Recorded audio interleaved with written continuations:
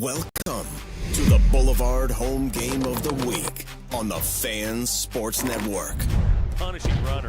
Into the end zone, touchdown. Big hole up the middle. 15, 10, 5, touchdown For a touchdown.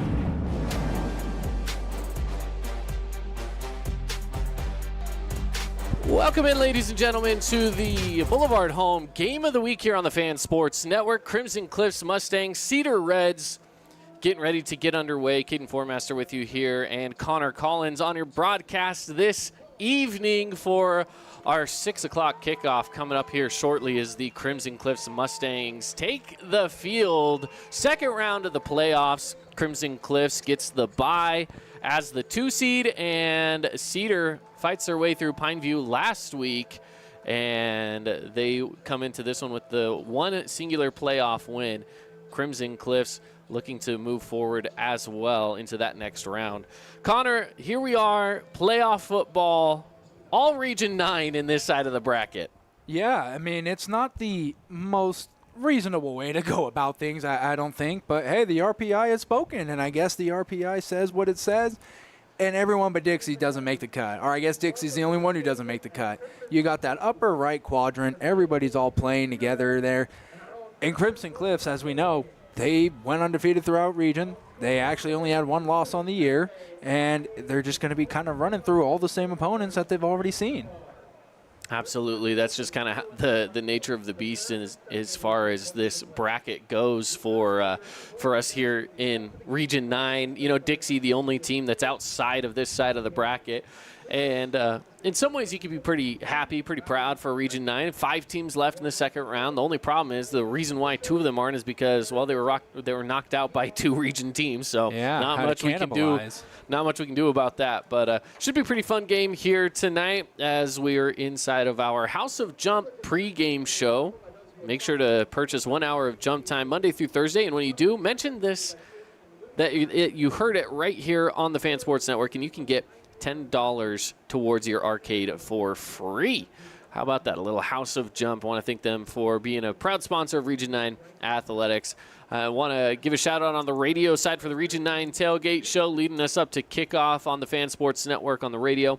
And that's brought to you by Buck's Ace Hardware with the best selection for guns and ammo, barbecues, lawn and garden. Think Bucks with their 3 Southern Utah locations.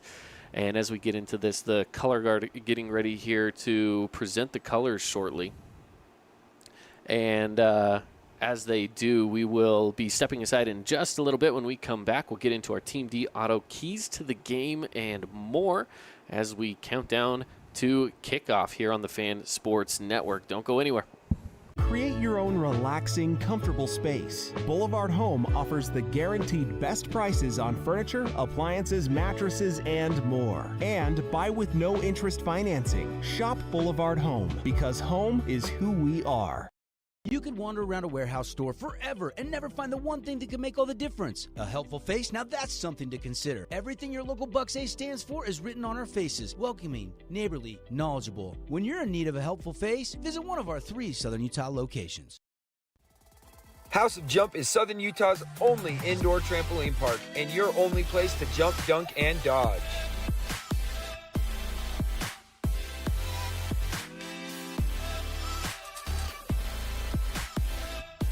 Head on over to our house, the House of Jump.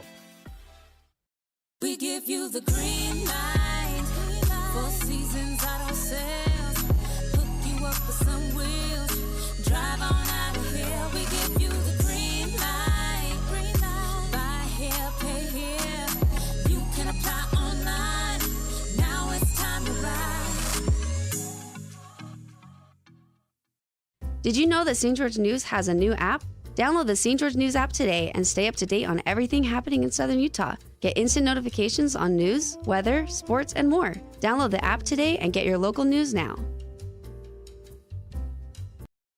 We are Utah's financial outfitter, and we're here when it's time for your business to climb higher. Cache Valley Bank, mountains await. Member FDIC, equal housing lender. Asphalt. It's not something we think about much, except when it's in bad shape. At Holbrook Asphalt, we help cities, HOAs, and businesses avoid replacing painfully expensive roads and parking lots. To avoid the cost of replacing asphalt, you must effectively preserve it while it's still in good condition. University research has shown Holbrook Asphalt's HA5 slows asphalt aging by 67%. We make your pavement assets last longer, cost less to own, all while achieving higher property values. Visit holbrookasphalt.com to discover more. Fabulous Freddy's is the locals' choice for a full-service car wash. It's fast. Have your car washed in just 20 minutes or less. Fabulous Freddy's always keeps it clean inside and out with 2 Southern Utah locations as well as in Vegas, Lehigh, and Sandy. What's up, sports fans? It's Blair Fry with the Fry team at Red Rock Real Estate. Let's be honest. You know what's addicting? Football. You know what else is addicting? Looking for homes or investment properties. Let the Fry team at Red Rock Real Estate coach you through your real estate addictions. Need an appliance or two? AWP's got you. Check out the remodeled expansive showroom, highlighting the cafe series with colors like matte black, matte white, and modern glass. Make your kitchen stand out. Come see the local boys at AWP across the freeway from the Bloomington Walmart. Red Rock Real Estate has over 200 professional realtors in the St. George area that specialize in the local market. Whether you're buying your dream home, looking for an investment property, or want to sell your home for the highest amount, the Red Rock Real Estate team is here to assist you. Get started now by visiting redrockrealestate.com. Welcome back to Crimson Cliffs High School.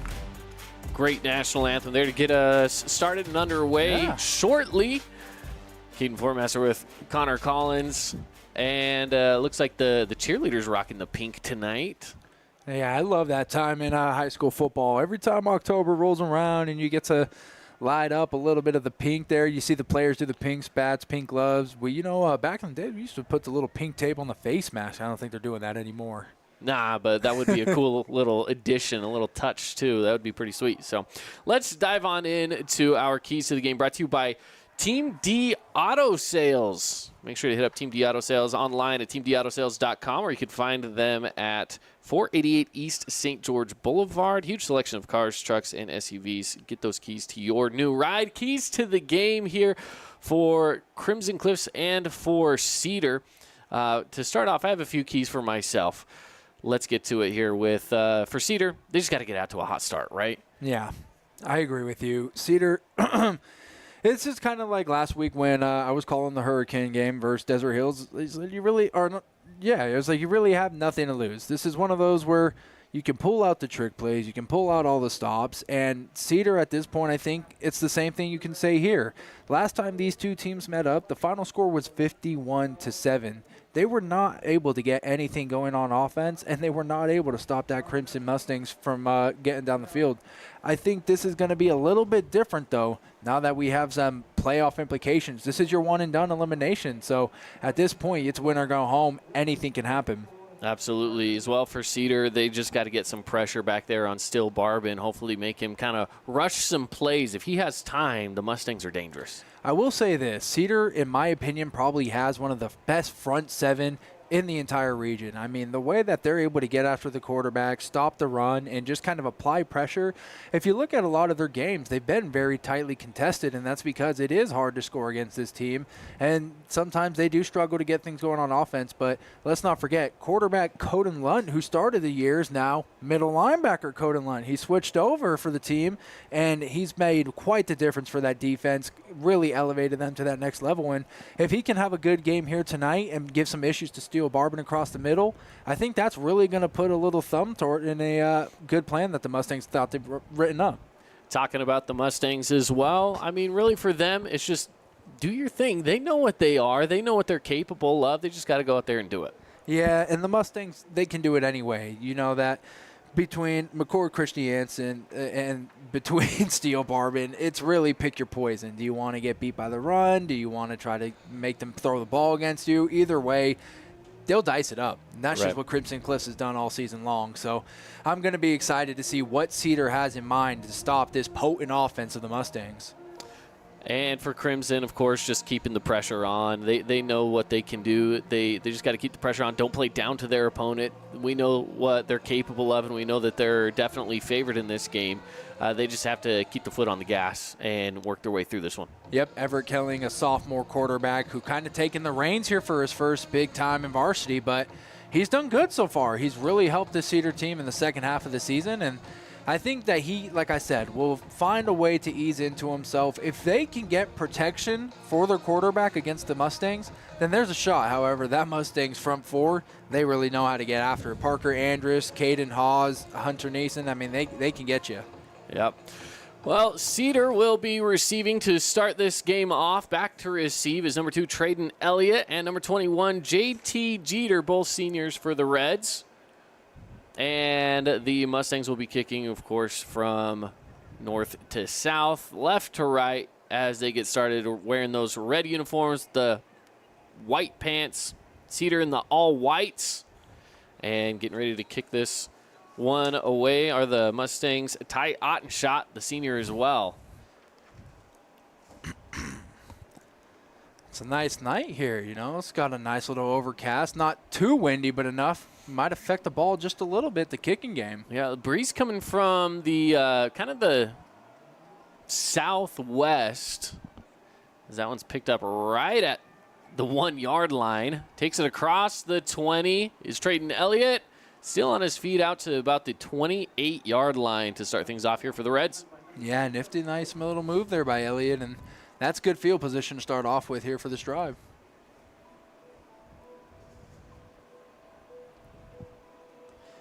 And the Reds offense takes the field, led by Everett Kelling, the sophomore quarterback. How often do you see a quarterback with the number 41? Not often, but I'll tell you what. I think that's just a guy who shows a little testament to climbing his way up the roster. As a sophomore kid playing backup quarterback, you can get a number like 41. Hey, but you know what? He decided to rock with it even when the fame came. Handoff is to J.T. Jeter as he sweeps along the side all the way down to about the 34-yard line.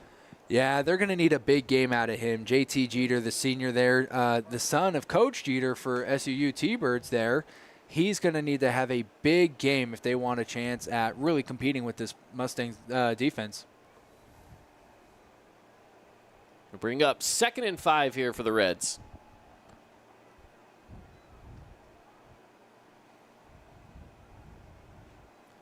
Reds go 3 receivers near side. Jeter again in motion. Handoff to Elliott. He pushes it forward, I think just shy of that line to Gay. Brings up 3rd down and 1. Yeah, and this is now where Crimson kind of gets to show off a little bit the meat that they have up front. Big 54 Parker Andrus, big 49 Scott Neeson, and then 99 Caden Hawes. Those 3 guys really have a lot of beef up front. This is going to be a nice run stop opportunity, you would think. And, well, Cedar goes 2 runs in a row and is able to gain 9 off of it. See what they do on 3rd down. Kelling. Handoff to Elliott. Elliott pushes forward. It's enough to gain the 1st down. Yeah, look at that. Keep your legs churning, find a little bit of dirt, and sometimes all you need is just a couple feet, and it's enough to get the 1st, like you said. Cedar going with 3 handoffs in a row. We'll see if they start to get the passing game involved here on this next set of downs. It's a 1st down brought to you by Red Rock Real Estate. It's real estate focus on you from land to luxury. Visit them at redrockrealestate.com.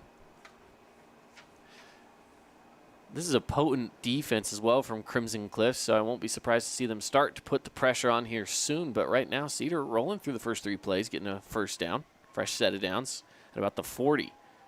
Quick pass across the middle. It's Elliott past the 50. He trips over his own feet, tried to stop and go, and not enough there. But you know what? He gets the 1st down. Yeah, and you know what? That was also a nice blitz pickup there by the left tackle for the Cedar Reds. I think that was number 76, big Dago Houchin out there playing left tackle. I saw him pick that blitz up as the linebacker was coming off the edge. McKay Wright had a clear shot at Everett Kelling if he's not got there, and you see the completion pays off. From the 47.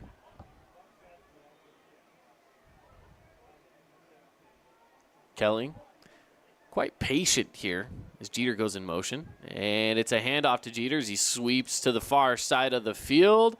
And he'll be pushed out of bounds, but not after about a gain of 5 yards.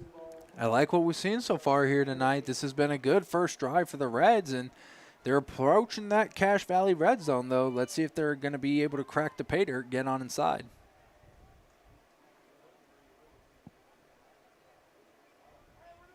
Makes it 2nd and 4 now.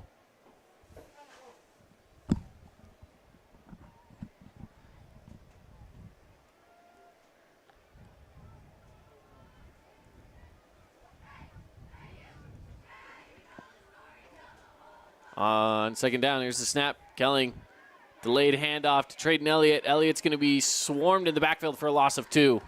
Yeah, and that's that big Crimson defense that you talked about.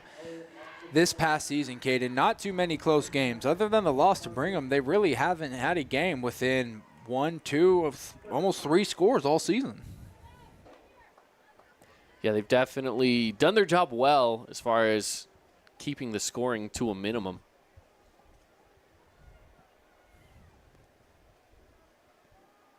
But Cedar doing well on this drive. It's 3rd and 6. From the 42. Kelling taking a look. And he'll be taken down for the sack. A couple of Mustangs in on that one.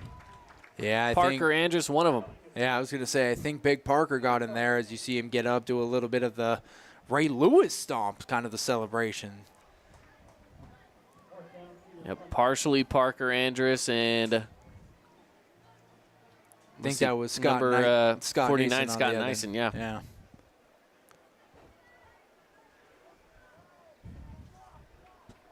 Punting unit out on the field for the Reds.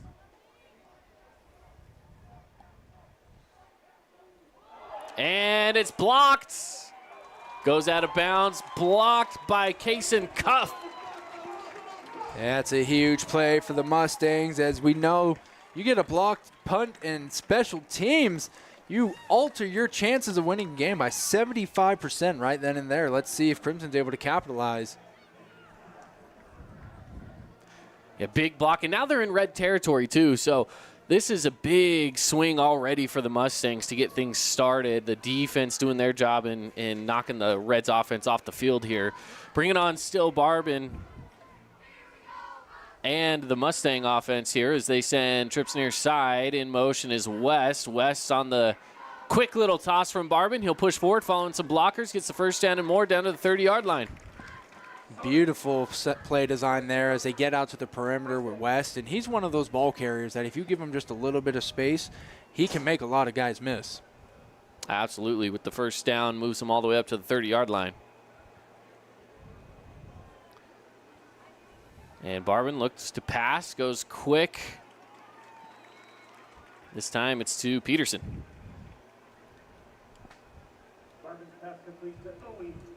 Nice catch there by Peterson, and I believe I saw his dad, Coach Paul Peterson, out in the crowd. I saw him down there earlier as well, yeah. He wasn't sitting too far in front of us, actually. Big homecoming game this weekend for the Trailblazers, and I love that he's able to give a little support here to his boy in a big playoff game as the Mustangs getting close to that Cache Valley red zone. On 2nd and 5, play action out to Peterson again, and it's enough for the first down. Should move those chains. There it is, right on cue. And I like what they're doing right now. Quick, methodical passes, move the chains. Keep your quarterback calm, keep him in a rhythm. They have to wait for those chains to get set up, and fresh set of downs right on the edge of that Cache Valley Bank red zone. As Barbin again looking to pass, does out to the side, nobody home. And that's one of those just trying to get rid of it. Doesn't want to take a sack, doesn't want to cause any turnovers, and smartly does. Puts it to the sideline where nobody but a fan can get it. 6:45 on the clock through the first quarter up on the Wilkinson's House of Lighting scoreboard. As Barbin again to pass. Quick pass to the outside. Does Lofopo get his feet in? And the official says he does. Yeah, I think he actually stomps both of those down there. Good job by Lofopo because, you know, you really only need the one in high school, but nice way to stomp the two, make it apparent. 3rd and 3 for the Mustangs.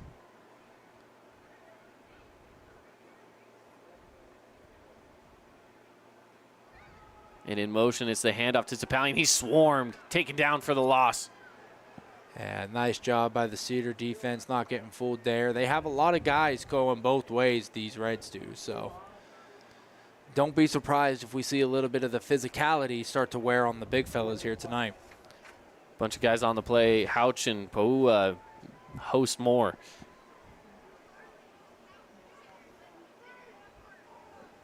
Fourth and 5, and they get them off sides. Yeah, that hard count, it can help you if you know exactly when to use it. When you got a defense on their heels, it's a good time. And it'll be a first down, fresh set of downs again here for the Mustangs.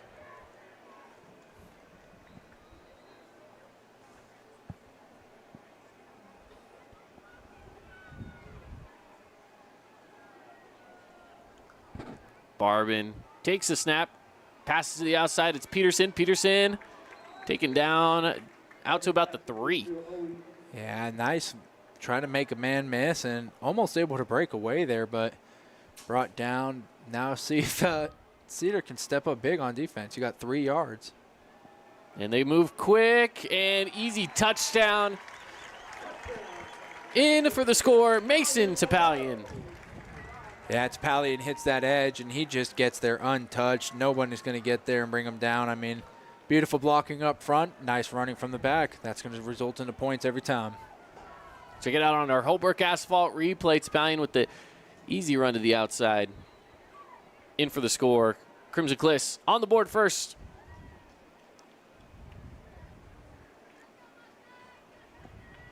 Ty Otten shot here on the extra point, and looks to be good. It is. Quick 7-0 here for the Mustangs as they score on their first drive of the game. 7-0 Mustangs here on the Fan Sports Network. We are Utah's financial outfitter, and we're here when it's time for your business to climb higher. Cache Valley Bank, mountains await. Member FDIC, equal housing lender. Everyone loves local sports and, of course, loves ice cream. And the best ice cream on the planet is Handel's Homemade Ice Cream. Open late every day of the week with dozens of delicious flavors. So after your favorite team wins, head over to Handel's to celebrate with locations in St. George, Layton, and Woods Cross. Mustangs getting ready to kick this one away again as Cedar back to receive. Mustangs go up quick 7-0. On their first drive off the blocked punt, which could be up there for our Mountain Land Supply defensive play of the game already. Yeah, great gave them great position to start that drive, and the Mustangs definitely capitalized as we see quick, easy points down the field already. And this kickoff will go into the end zone. They'll bring it out to the 20-yard line. I like what the student section's got in store tonight, Kate. It looks like it's the Halloween theme, as we know. Halloween coming up on Tuesday here next week. So looks like the student section's got their costumes out. I'm seeing some Scooby-Doo. I think Velma Daphne down there. Looks like we got a hot dog and a witch hat or something. I like seeing the costumes this time of year. You always get something creative that makes you just go, And they got a little Thriller playing in the background as well. Well, they did. They're getting ready for it, man. It's Halloween time, man. 1st and 10 for the Reds. Kelly on the snap. He'll hand off to Elliott. Elliott trying to push through blockers. Gains a couple yards. And we see number 76 there. That's Dalgo Houchin. Number 56 as well for the Cedar Reds. Ian Pahua. Both those guys going both ways, so haven't really had a chance to get off the field yet, those two. And that's one of the problems that Cedar's had all season is, you know, it's easy to put up a good first half, but some of those guys, they can get a little winded, a little tired by the time that second half rolls around. Here's the snap, and Kelling, play action, threads the needle and gets it to his receiver, goes down to about the 32-yard line, Logan Weslowski. Yeah, almost actually had a chance to maybe break out of there. We saw actually in the NFL last week, Christian Kirk get a game winner on a little short drag crosser like that. Almost had the chance to do it again there.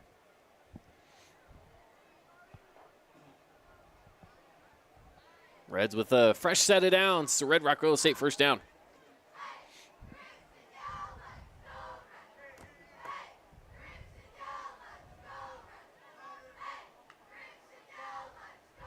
Snaps away. Kelling with the handoff to Elliott. Elliott taking it away from the block and pushes forward for a gain of about 6. And they've had some success so far running the ball tonight. I mean, on first down at least. If they can try to continue to keep that ball going forward, keep them into short third downs, that'll be a good key here for them to have success tonight. 2nd and 4.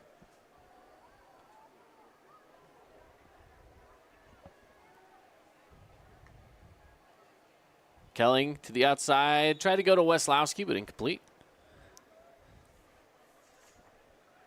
Brings up 3rd and 4. With 4:03 left on the clock here in the first.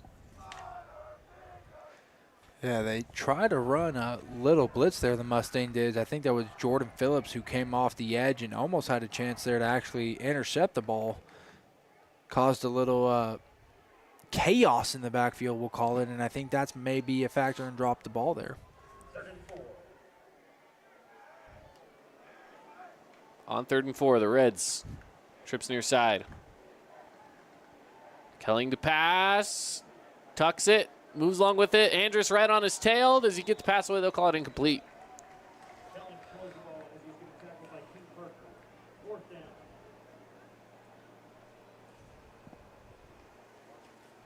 Check that out on the Holbrook Asphalt replay. As again, he's taken out nearly there for the sack.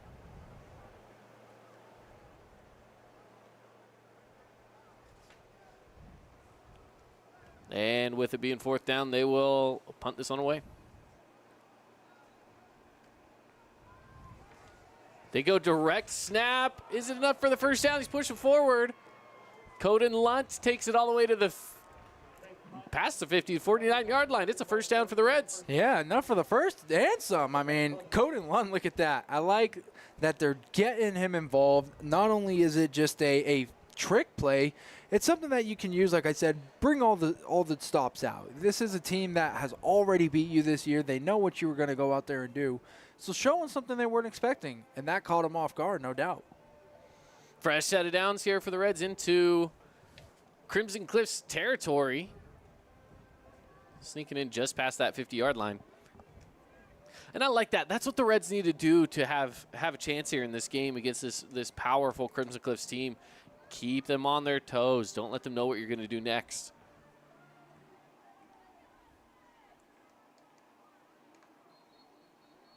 And I think we have a false start there. Yep, a little laundry on the field. You know, I like how Crimson runs their defense. They run that little 3-man front where you have either outside backer blitzing. A lot of the times they like to bring McKay right off the edge because he is so fast, but just a very strong defense with those 3 guys up front. They're able to hold it down as well.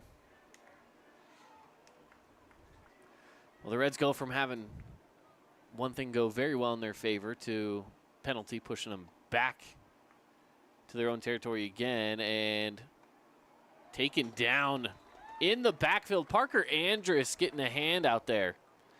Yeah, I just don't know if they're going to have somebody strong enough to block that kid up front. I've seen him in person, Caden. He came into the studio for an interview, and I was like, I don't know. We might need to test this kid, make sure he's a high schooler because he's got some guns on him. He does. He's definitely a strong kid out there, and we had him at our media day. I was able to talk to him in person, and definitely a good kid with a lot of ambition to get out there and play some good football. Yeah, he's already got a few Division I offers, I believe, Utah Tech being one of them. Kelling dropping way back. As the pressure starts to push towards him, he throws upfield and incomplete. There's a flag on the play. I think they're going to have an offensive pass interference there. Looks like maybe on crew Giles that might actually go against the Reds here and back them up a little bit more.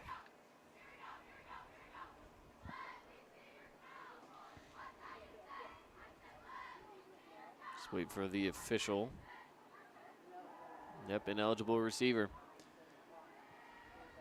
So they declined the penalty and push it to third down, which is probably fairly smart in this situation. They're already backed up. You don't need to tack on extra yards and keep it at a second down. You might as well just push the down marker and try to get the ball back based off of possessions here. Agreed. Yeah, I think Giles out there just got a little bit too ambitious, trying to set up on the screenplay, and that ball never did quite come out because of the scramble, so hard for anything to develop on that.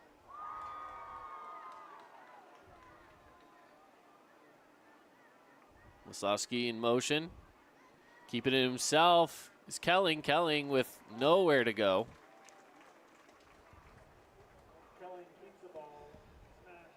And that's going to bring up a long fourth down and bring out the punt unit. And they got the one fake punt. I don't think they dare go for the second direct snap, not on the same drive.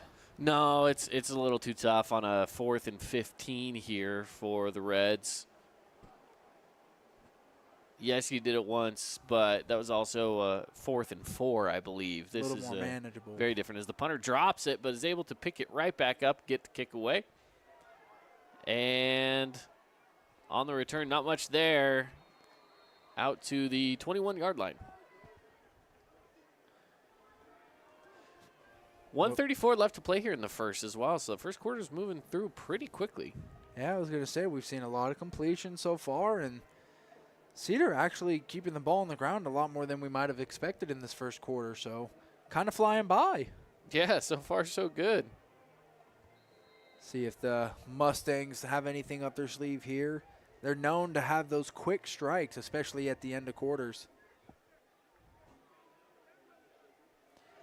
Running it out across the side is Darius Strickland.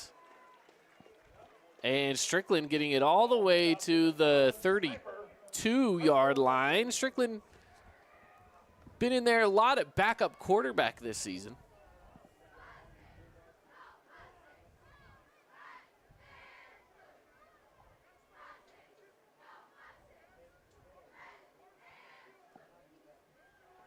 And it's a handoff going up the middle. Record Christiansen. And this Crimson Cliffs offensive line is just massive. I mean, you look at some of the guys they have up front.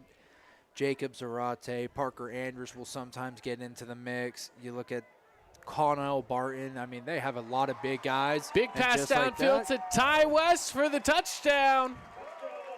Yeah, those big guys providing some protection. Steele Barbin finds the wide open Ty West. Easy way, just walking it right in for the touchdown. And Crimson Cliffs again on the board. Ty West always making big plays. I talked about it, Caden. Quick strike right at the end of a quarter. That's something that they're known for doing. They do it again.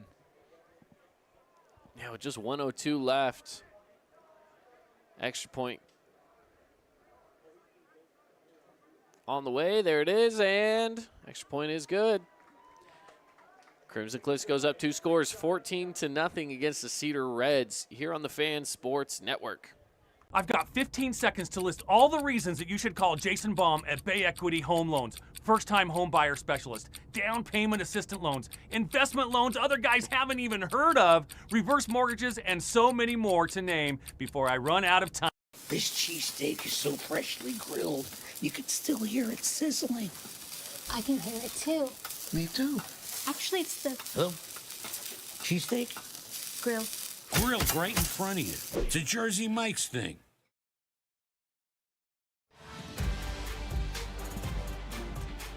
(14-0), 102 left in the first quarter here on the Fan Sports Network.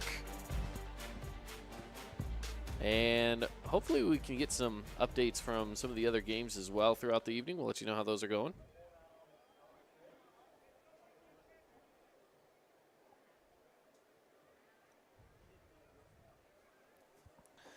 Well, let's see if they got something up their sleeve here. Maybe a little reverse on the return game. Got to try to get some points on the board now for the Reds as the pressure's starting to mount up a little bit, down 14-0. Absolutely. The kickoff, they go onside kick. And ball is out, but I think he's down first, so it shouldn't matter too much. Yeah, and for a second I thought that was Everett Kelling out there who recovered that, but I think that was Dax Wankier, number 45. So I thought for a second I saw 41 grabbing the onside kick, getting lit up there, but it looks like it was somebody else as Kelling's going to come back out at quarterback. Let's check this out on the replay. I want to see how this onside kick played out. Yeah, he was easily down for a while before that ball popped out. Had a little tumble rumble before that ball came out.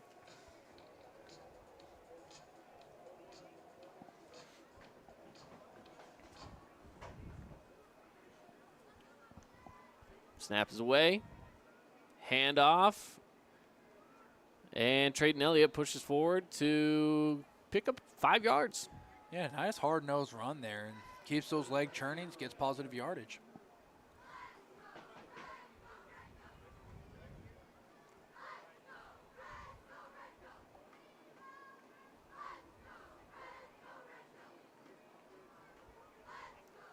On 2nd down and 5 to go here.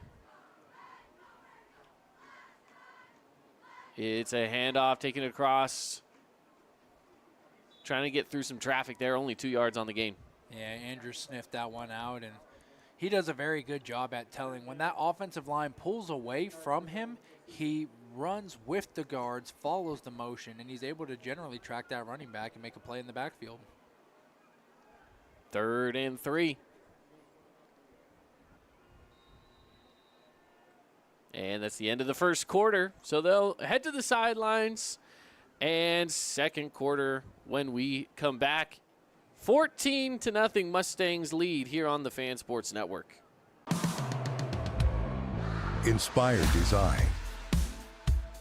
Ultra quiet operation. To you, it's a Bryant Evolution cooling system. To us, it's the ultimate machine.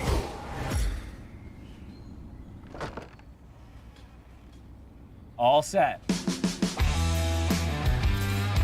For the dealer nearest you, visit Bryant.com.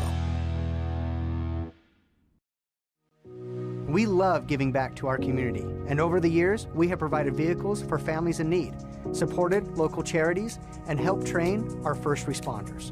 Dealer Collision, your place for collision repair. Second quarter here on the Fan Sports Network. The Cedar Reds facing a 3rd and 3 from the 49-yard line to get things started here in the second. And so far, so good for the Reds. They're pushing the ball. They just got to get into some scoring territory here and get the ball into the end zone. But, you know, they are moving the ball. That's one step in the right direction. Yeah, it's about the 3rd drive now that they've gone right around that 50-yard line towards that midfield and started to stall out, but see if maybe they got something here to get a first. Quick pass to the outside to Dylan Crowley, and it is enough for the first down. And that's going to be what works for them tonight. It's going to be those quick passes. And then maybe you do enough of those quick passes, the short run games, you'll eventually set up that shot deep after Crimson might be sleeping a little bit. Got a little bit of sunlight peeking around from the clouds. A cloudy day out here in southern Utah.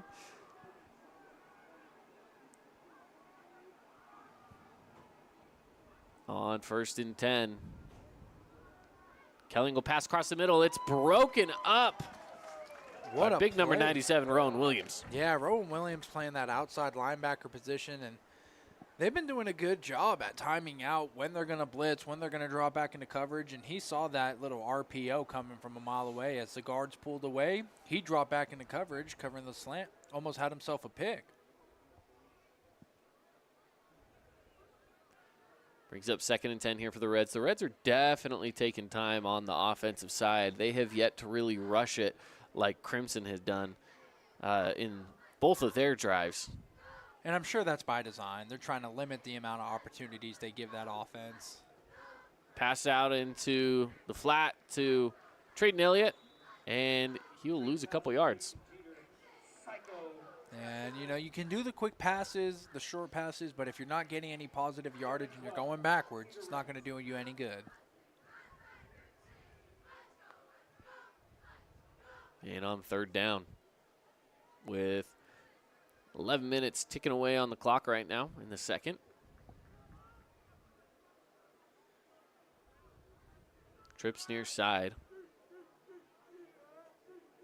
Only 3 on the line for Crimson. They end up rushing 4. Kelling has to toss it away, does. Gets it to Crew Giles. He takes it all the way down to the 35, 34-yard line. Yeah, and this is going to set up a 4th and short, but you think that they would be willing to go for it here. I think this is 4th down territory. And in this game, I think you have to go for it on 4th downs, especially in a 4th and 1 here. There's not a lot of opportunities that Crimson's going to give you the ball in their territory. And yes, it's a 4th down. You just got to do it. You got to move the ball here. Yeah, it looks like Coach keeps the offense out, no hesitation.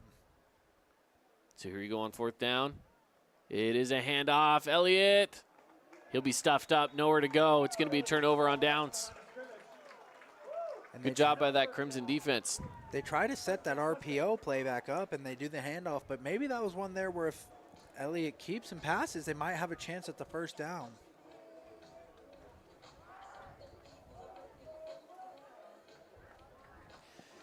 $14-0 here with the changing of sides. Crimson offense comes out onto the field. They've been moving the ball well. They've scored on every drive so far. And for those of you who are tuning in here, we have had some technical issues with Dixie up at Park City. So hopefully we can get in contact with the crew that's up there and see if we can figure out why that stream is not up and running. But hopefully we can get it up and running sooner than later and maybe get some eyes on that as it's a handoff to McCord Christiansen. He'll push forward for 5 yards. Yeah, and that's that run game there that the Crimson Cliffs Mustangs, they don't talk about a lot because of how good Steele Barbin's been, but they really are very dominant at running the ball down your throat. And they're a team that doesn't need to run the ball a lot. We talk about Desert Hills and how strong their run game is, and it is really good. Titan Mason, one of the best backs that we have in the region, but it's also kind of by necessity. But they use it a lot because sometimes that's what's working, so that's what they got to go with.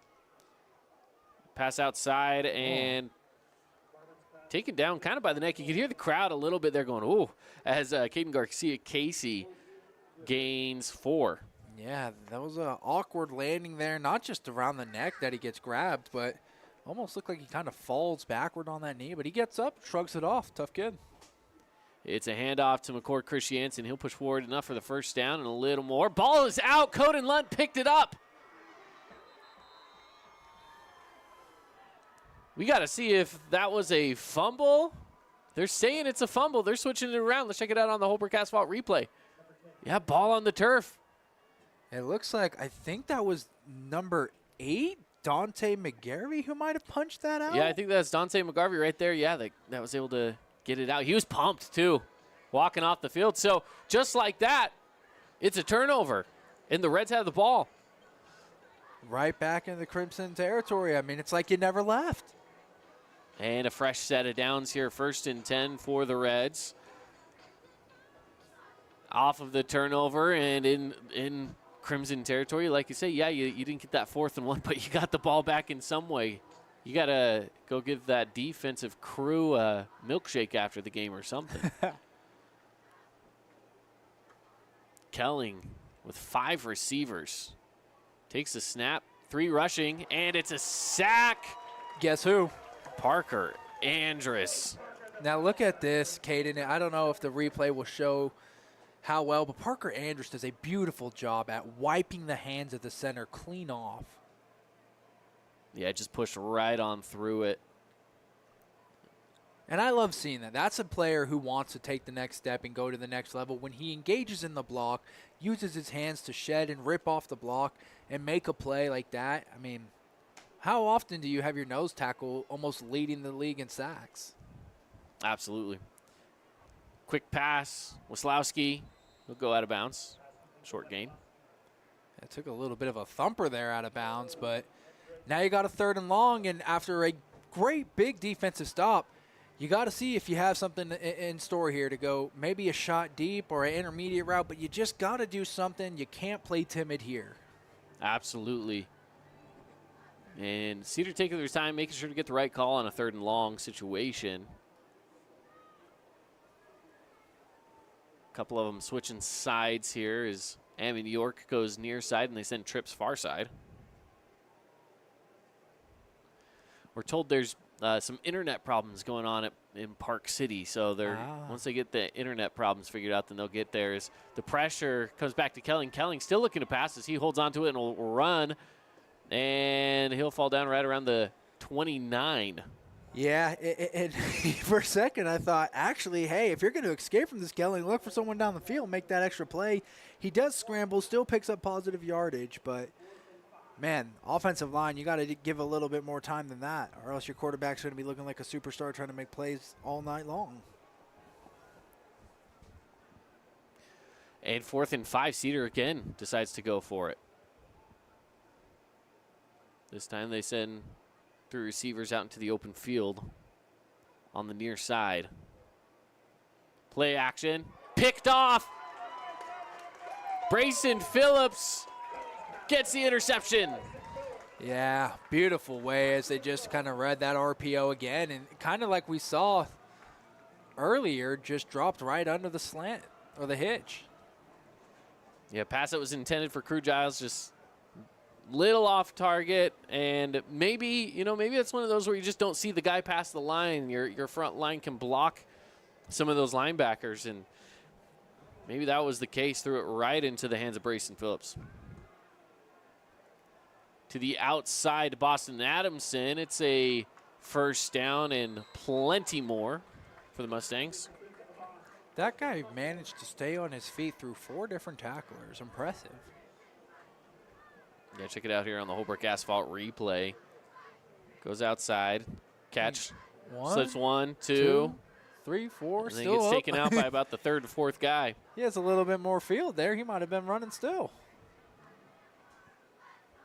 This time out to Ty West. Ty West with the block. He gets upfield and maybe another, plenty of room for another 1st down. And right now, this Crimson Mustangs offense is doing what they do best, and that's going to be getting the ball to their speedy playmakers and just let them run after the catch. They just do a good job at getting open, and maybe that's partially coaching, drawing up the right plays at the right time, and also partially talent from the receivers to know where their defenders are and run the routes that get you open.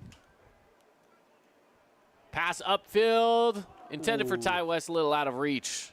Yeah, I'll tell you what, kid, when a team goes 9-1, it's got to be a good blend of both. That means that you have the players with the talent, but that means you also have the coach scheming it up. And I think you can see it out here and every night, really, when you watch a Crimson Cliffs Mustangs offense go to work. Not just the defense, but everything is so scheme sound. You can see guys wide open all the time, and it's just by design.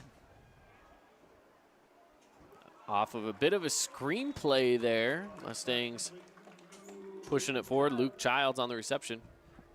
Try to run the little bubble screen there on the outside and almost got enough for the 1st down. Not quite yet. That's going to bring up a 3rd. 3rd and 4.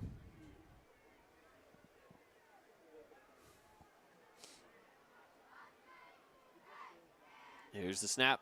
And looking to hand it off and keeps it himself instead. Pushing forward. Nobody caught him. Nobody saw that play coming. They thought he handed it off to Mason Sapalian. He takes it all the way in for the score. Yeah, there was one guy there to make the play, and I don't know if he knew, but Steele Barvin's got a little bit more wheels than you thought. The one person that knew was I believe that was a corner over there. Simon Heiner was the only one that caught it. He just couldn't get there in time. Impressive by Barbin, not just doing it with his legs, or not just doing it with his arm, but with his legs as well.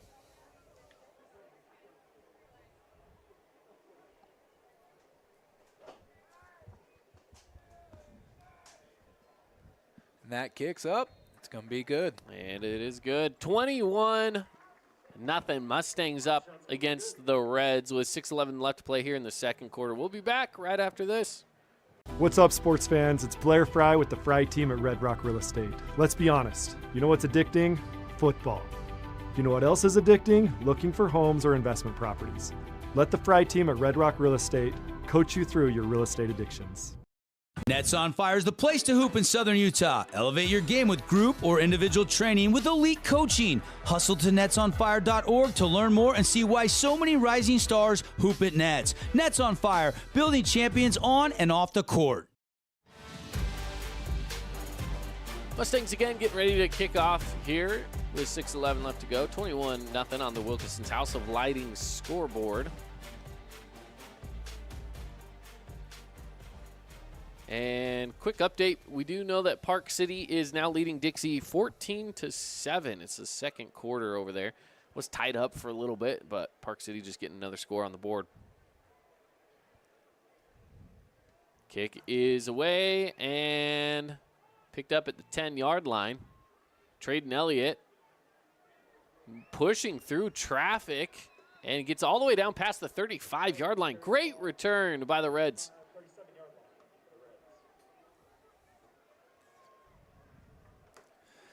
Special teams, that's going to be the type of stuff that can help win and lose a game. And we've already seen the block punt tonight that was turned over or capitalized into points. 3 turnovers tonight we've seen already.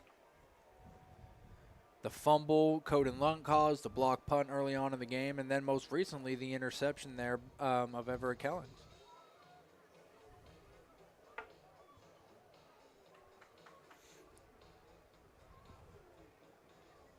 On 1st and 10 here for the Reds. Good spot to start a drive.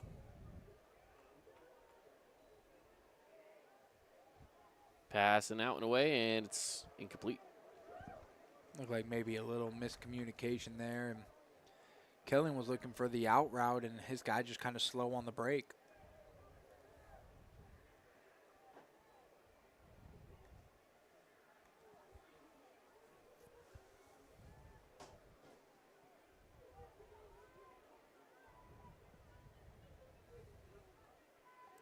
Nets on Fire update as well. It's a blowout at the moment over at Snow Canyon High School where the Desert Hills Thunder are up 21-0. Yeah, that's a little bit of a shocking score, but I'll say this much about the Snow Canyon Warriors. They can score just as fast as anyone. Crew Giles takes it for a gain of 3.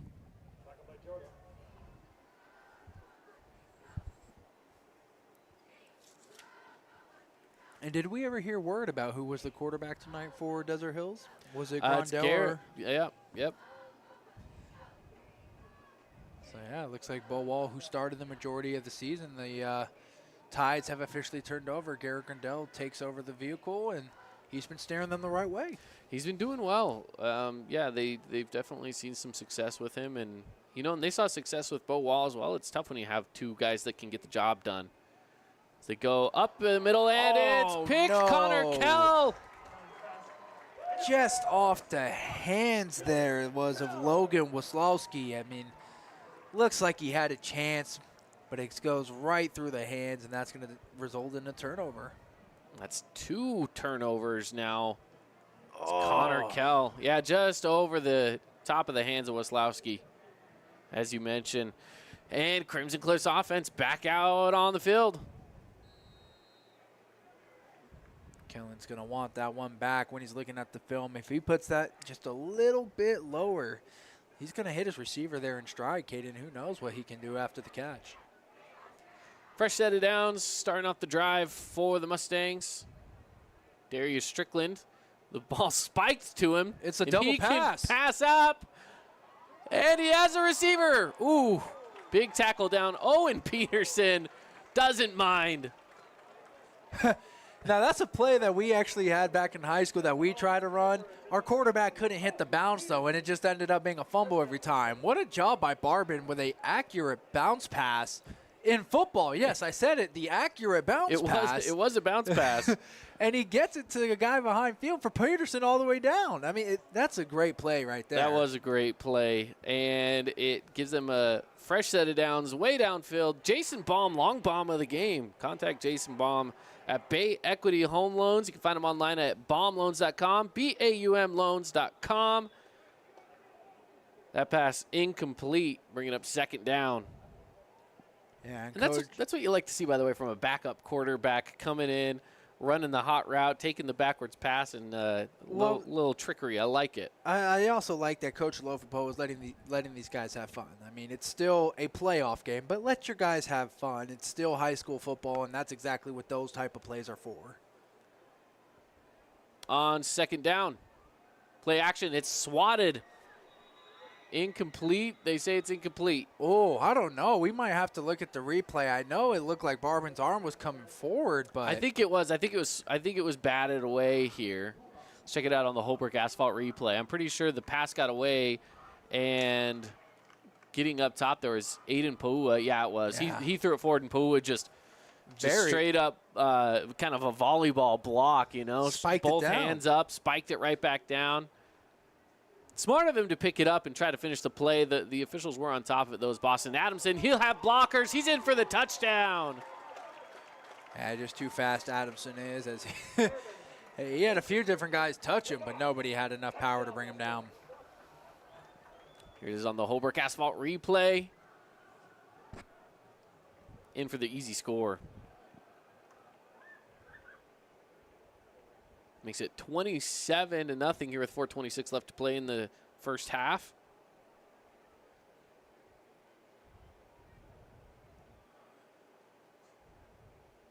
Ty Ottenshot for the extra point. And it is good, making it 28-0. Crimson Cliffs leads over the Cedar Reds here on the Fan Sports Network. I've got 15 seconds to list all the reasons that you should call Jason Baum at Bay Equity Home Loans. First-time home buyer specialist, down payment assistant loans, investment loans other guys haven't even heard of, reverse mortgages, and so many more to name before I run out of time. Red Ledge's Dermatology and Med Spa, specializing in general and cosmetic dermatology, treating acne, rashes, warts, and more. They even do cancer screenings and offer a free chemical pill with your first appointment. So if you need dermatology, think Red Ledge's Dermatology, located just off Snow Canyon Parkway, St. George. It's a pretty heavy sports night for us here, not just on the Fan Sports Network with our Region 9 coverage, but we do have World Series Game 1 going on right now. An update over there, Texas up 2-0 over Arizona in the top of the third inning, but Arizona's looking to get on the board right here. 1 out, 2 on second and third. Yeah, Corbin Carroll, one of the rookie standouts this season, maybe rookie of the year. Ball picked up at the 1 yard line. A little trickery, the toss back. No, he keeps it himself. He tricked me. Traden Elliott pushing forward past the 40-yard line. I love it. And they're doing all the right things. They're pulling out all the right stops. You got to capitalize, though, Cedar. You got to capitalize. Get to the midfield, pull a little extra together, and you'll have enough to get down the field. I thought for sure he tossed it off to Weslowski right there, and but now that sets up the toss back for Weslowski later in the game. Yeah, you never know when it's going to come.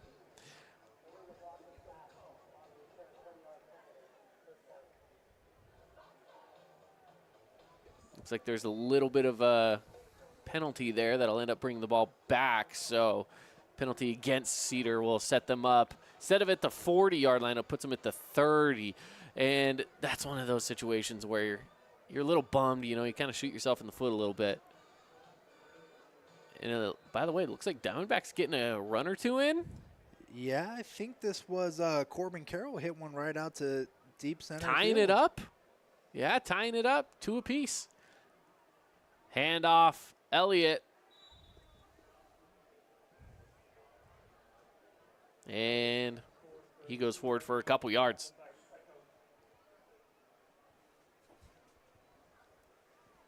That's one of the fun things about this time of year. You have professional baseball, professional basketball, professional football, all of professional hockey, throw that in there. Yep. A little bit of everything. You get, I think soccer's even kind of winding down right now, too. You got some of that. Champions League picking up. So yeah, Champions League coming in. You got a lot of the international teams going. I mean, this is that time of year. PGA starts rolling again. The MMA fights. I mean, you name it, anything you want. October's the time of year. I'll say it. It's the best time of year for sports. October is the best month for sports. I'm not going to disagree with you on that at all. I know there's always the argument from March for the diehard college basketball fans, but you get outside of college basketball in March, man, there's not a whole lot more going on. Don't crucify me now. There's a lot of, hey, you know, there's no NFL in March either, so Incomplete pass. It's 4th and 3 to go. I just love this time of year. You get the postseason football in high school, postseason baseball. You get college football where now these rankings and things are starting to matter a lot more. We got a big matchup this weekend between University of Utah versus Oregon. That's going to be a big-time game tomorrow at 1:30 up at Rice-Eccles. Who do you have in that one? Oh, I know this is going to hurt a lot of our listeners here. I do like Oregon to win this game, but I like Utah to cover the 6.5. Okay, I think that Utah is going to keep it a close game. The defense is going to hold them into it. But they still got a great team over there in Oregon, and Bo Nix has been playing really good football this season. Yeah, he's looking to be a Heisman candidate so far. As the punt is away on 4th down. Slipping through the tackle there and pushing forward is Christiansen. He takes it past the 40 before he goes out of bounds shy of the 45. Yeah, this Mustangs team, just pretty much anybody who can touch a football is going to be able to run a 4.40 40-yard dash. I mean, these guys have no limit when it comes to the speed. At this point, Crimson Cliffs with 3:25 left to go in the first half. I mean, they're sitting there with a 28-point lead. I know their thought is, let's get in the end zone one more time. Yeah, and just like that, Carroll scores there for the D-backs. It's going to be 3-2. They take the lead. So Rangers, who were up 2-0 just a couple minutes ago, now down 3-2. Barton with the pass outside, picked up by Childs. Childs with the first down and more past the 40, past the 30. He'll be knocked out of bounds at about the 25-yard line. Yeah, and you can see it every time they get just a little bit of space. They start taking off. They open up that stride, and I think if Childs has a little bit more of a block there, he's probably still running into the end zone. Yeah, he had a little, if he had a little extra room, there were 3 guys tailing him, though. And it looks like a timeout is taken, so teams will head to the sideline. We'll take a quick timeout ourselves, brought to you by UD and Associates. More when we come back here on the Fan Sports Network. 28-0, Mustangs lead.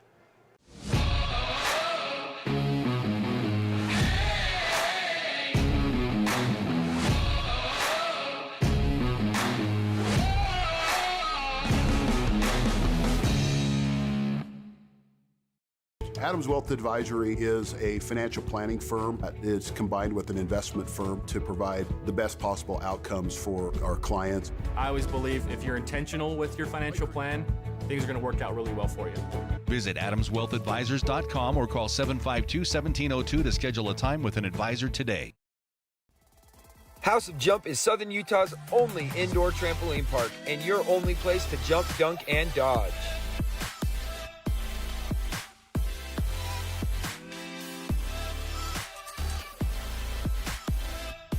Head on over to our house, the House of Jump.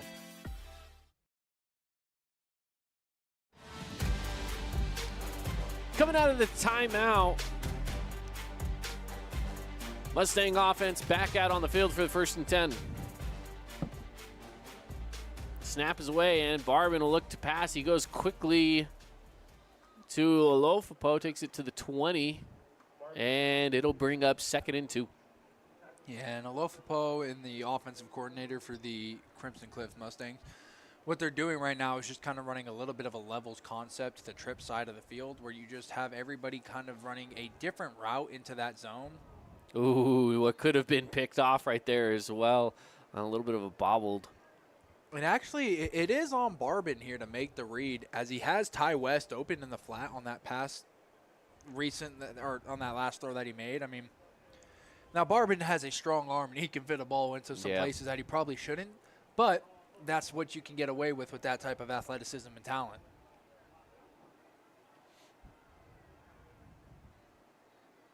Quick little toss. Garcia Casey swinging around the outside. He doesn't have any room, and he'll go down for a loss of a couple. That actually goes into the stat book as a forward pass there, so that's going to go as a pass from Barbin.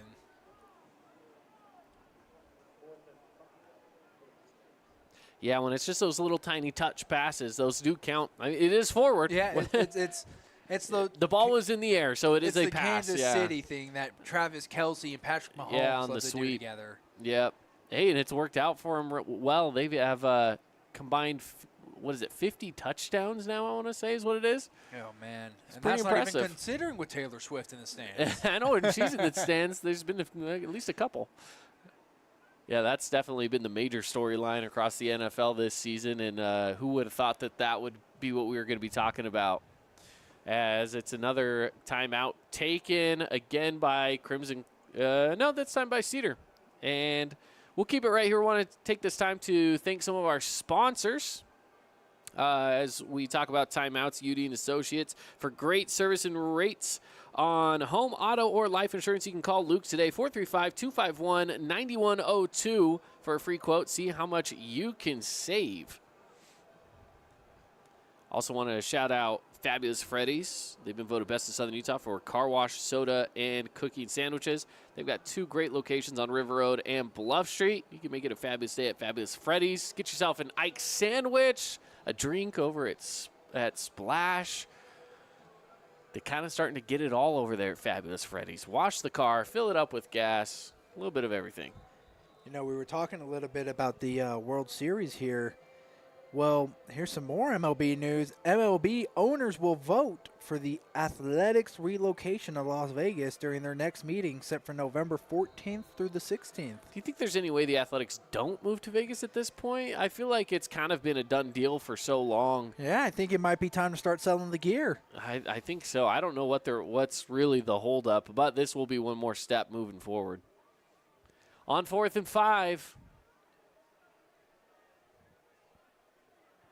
Mustangs going for it here.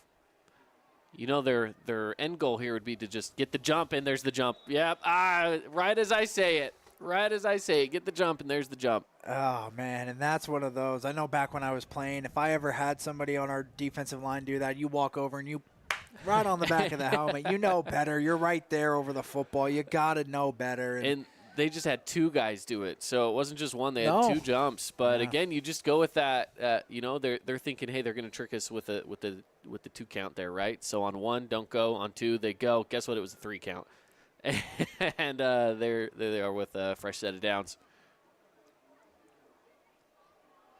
As Barbin looks to pass, he's going to go deep to the corner of the end zone. Got him!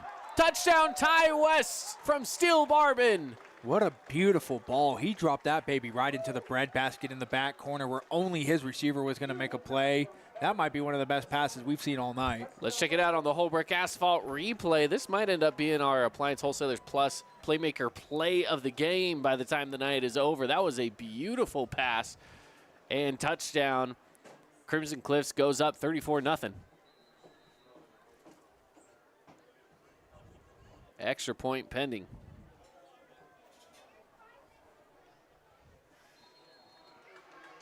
And it's good. Findlay Subaru extra point. I want to thank them. Great sponsor. You can visit them, findlaysubaru.com, on the saving side of the freeway. We're going to take a quick break. 35-0 here on the Fan Sports Network. Fabulous Freddy's is the locals' choice for a full-service car wash. It's fast. Have your car washed in just 20 minutes or less. Fabulous Freddy's always keeps it clean inside and out, with 2 Southern Utah locations, as well as in Vegas, Lehigh, and Sandy. We are Utah's financial outfitter, and we're here when it's time for your business to climb higher. Cache Valley Bank, mountains await. Member FDIC, equal housing lender.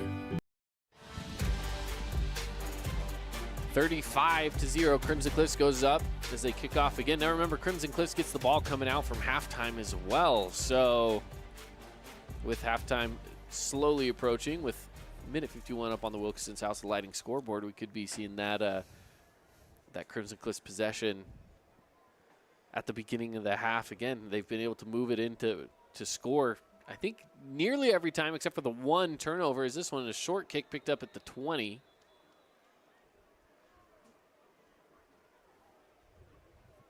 I think they're going to call the fair catch on that. Yeah, I think so too. I was wondering why they were calling it dead. I didn't see flags or anything, but I never saw the fair catch, and it looked like the return man started running with the ball. He started running. So they'll just take it at the 20.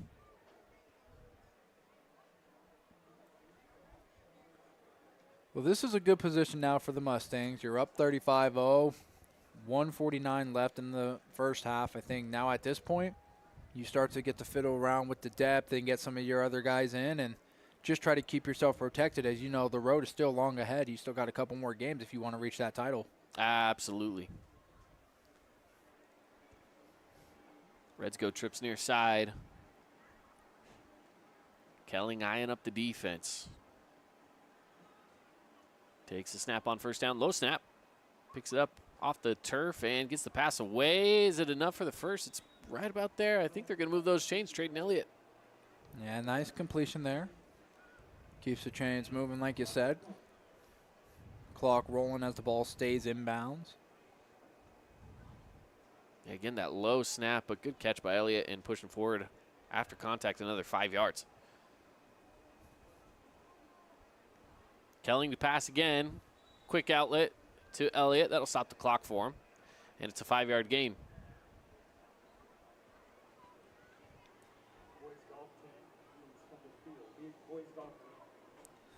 Yeah, Ian Pahua getting a little nasty out there. I saw him kind of finishing up a block at the end on one of those Mustang defenders.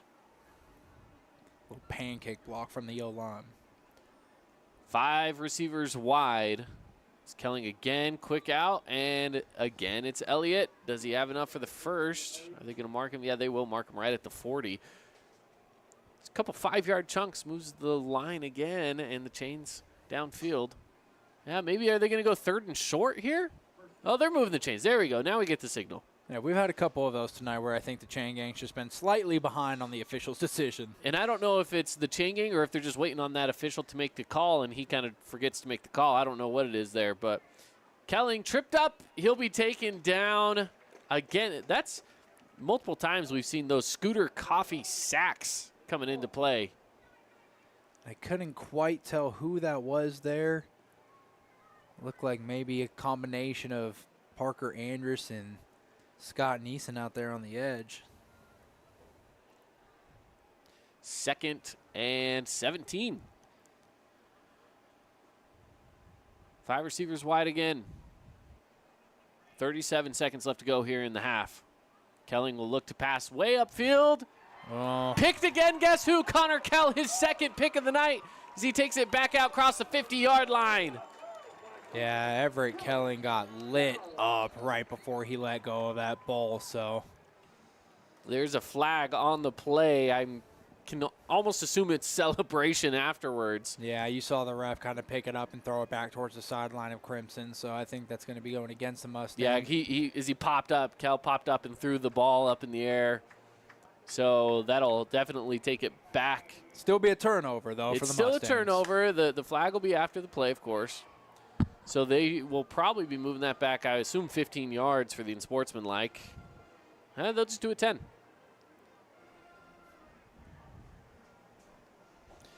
Either way, Mustangs have 26 seconds. See if they want to try to do something with it. One big play. They've been able to do quite well with that in the past. See what they do on this one. Snap is away. They're setting all the receivers downfield. Goes across the middle. It is caught by Peterson.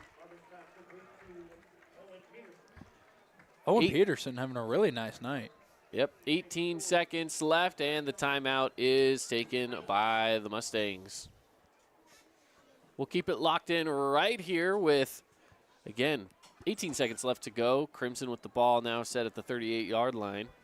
I want to thank more of our great sponsors, one of those being Handel's Ice Cream. They're open late 7 days a week. You can stop by for the best ice cream on the planet. And Intercap Lending. Scott Gibson has a loan for you. Competitive rates and exceptional service. You can give him a call, 435-619-8080. So far in this first half, this Mustangs offense has been able to get things rolling, 35 points. The defense has had 3 turnovers. 2 of those from Connor Kell. Yeah, we've seen quite a few turnovers here tonight. Unfortunately, the ones that have gone in the way of Cedar haven't been able to capitalize and get points out of it. Crimson, quite the opposite. Yeah, when we've seen Crimson, Crimson blocked the punt to start the game, the first drive of the game from Cedar. They blocked the punt on 4th down. We've seen them with 3 interceptions. This defense is definitely doing their work and paying their dues. as that one is thrown away and out of bounds. It'll bring up 2nd and 10. 13 seconds left on the clock.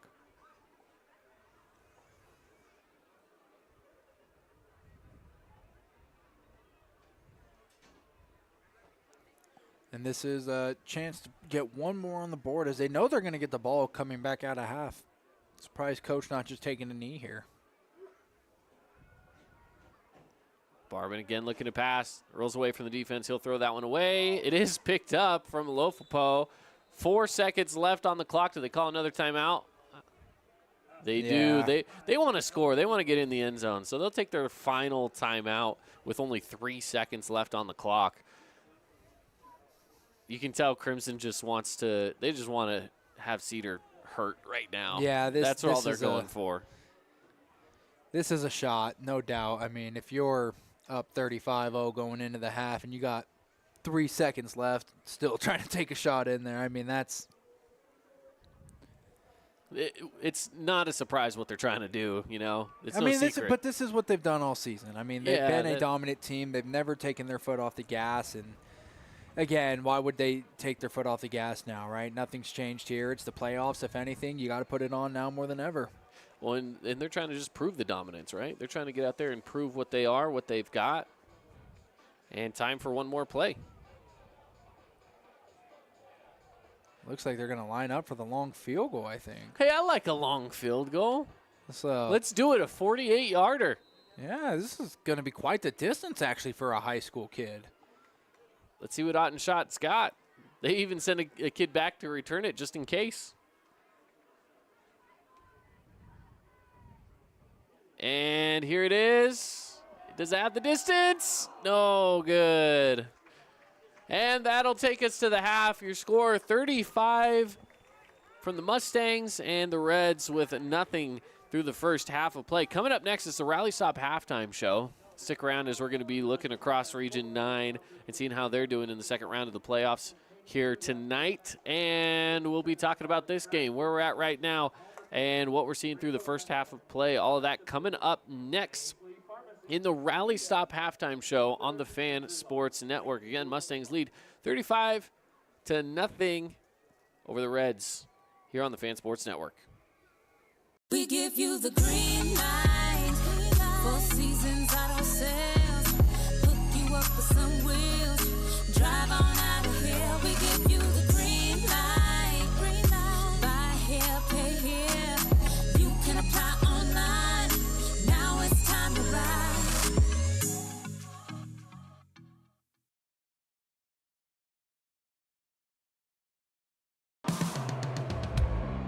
Inspired design. Ultra quiet operation. To you, it's a bright evolution cooling system. To us, it's the ultimate machine.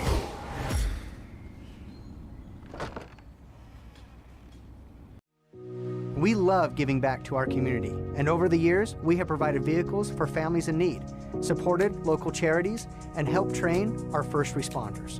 Dealer Collision, your place for collision repair. Red Ledge's Dermatology and Med Spa, specializing in general and cosmetic dermatology, treating acne, rashes, warts, and more. They even do cancer screenings and offer a free chemical pill with your first appointment. So if you need dermatology, think Red Ledge's Dermatology, located just off Snow Canyon Parkway, St. George. Need an appliance or two? AWP's got you. Check out the remodeled expansive showroom, highlighting the cafe series with colors like matte black, matte white, and modern glass. Make your kitchen stand out. Come see the local boys at AWP across the freeway from the Bloomington Walmart. When it comes to your child's teeth, Dr. Cody and his experienced staff at Johnson Pediatric Dentistry are game changers. So when it comes to checkups, a toothache, or any problem with your kid's teeth, call experienced veteran Dr. Cody Johnson at Johnson Pediatric Dentistry, 628-0511.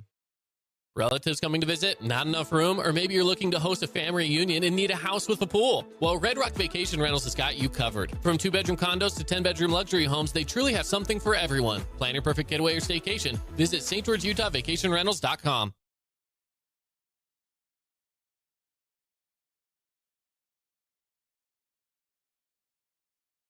Check out this week's edition of TGIF on stgeorgenews.com. TGIF is your weekend adventure guide to all the fun and exciting things going on in southern Utah this weekend. Find this week's edition at stgeorgenews.com and click the shows on the menu tab. Have a blast this weekend.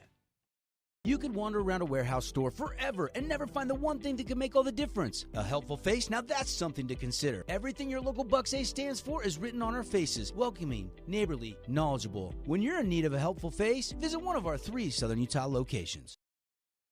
Adams Wealth Advisory is a financial planning firm that is combined with an investment firm to provide the best possible outcomes for our clients. I always believe if you're intentional with your financial plan, things are going to work out really well for you.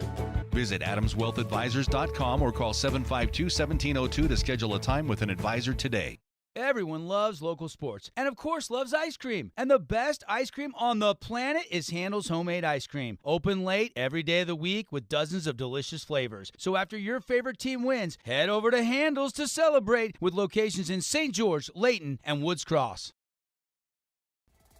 House of Jump is Southern Utah's only indoor trampoline park and your only place to jump, dunk, and dodge.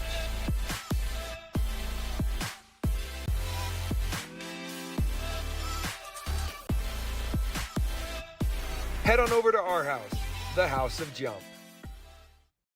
Asphalt. It's not something we think about much, except when it's in bad shape. At Holbrook Asphalt, we help cities, HOAs, and businesses avoid replacing painfully expensive roads and parking lots. To avoid the cost of replacing asphalt, you must effectively preserve it while it's still in good condition. University research has shown Holbrook Asphalt's HA5 slows asphalt aging by 67%. We make your pavement assets last longer, cost less to own, all while achieving higher property values. Visit holbrookasphalt.com to discover more.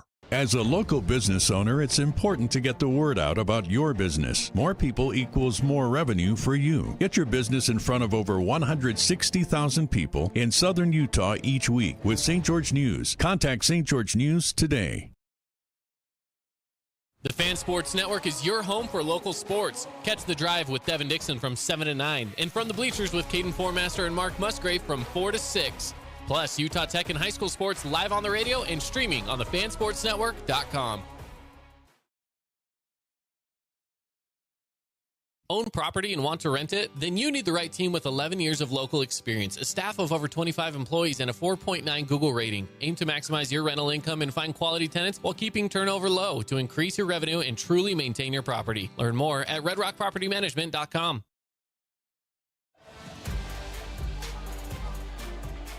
Welcome into the Rally Stop halftime show here on the Fan Sports Network. Crimson Cliffs leading this game at halftime 34-0 over the Cedar Reds. Welcome you back in here and want to thank our halftime sponsor, Rally Stop. They remind you that after cheering on your favorite team, there's no better place to refuel than Rally Stop. Come on in, grab some gas, your favorite soda, and some snacks. They have all your post-game celebration needs at Rally Stop. Swing on in today. Well, let's dive on in here where Crimson Cliffs, again, it's been all Crimson Cliffs all game. All first half, they've had 3 picks. They've scored on every drive but the last one, and the last one came off of a pick with only 30 seconds left. They tried got to score. stranded. They tried to score. They put a 48-yard field goal attempt out there. Yeah, so. they did their best. You know, they're trying, but a 48-yard field goal is, I think, tough at any level. Oh, so, no doubt. They definitely are trying to get some points rolling on the board there, and have been. I mean, it's 35, right? 35 on the board. That's plenty as they continue to push that up. And the one thing about that being that it is a 35-point lead, it will be a running clock in the second half. So we'll be seeing that clock. It doesn't matter whether that's an incomplete pass or not, whether they run out of bounds or not. It doesn't matter. Clock will keep on rolling.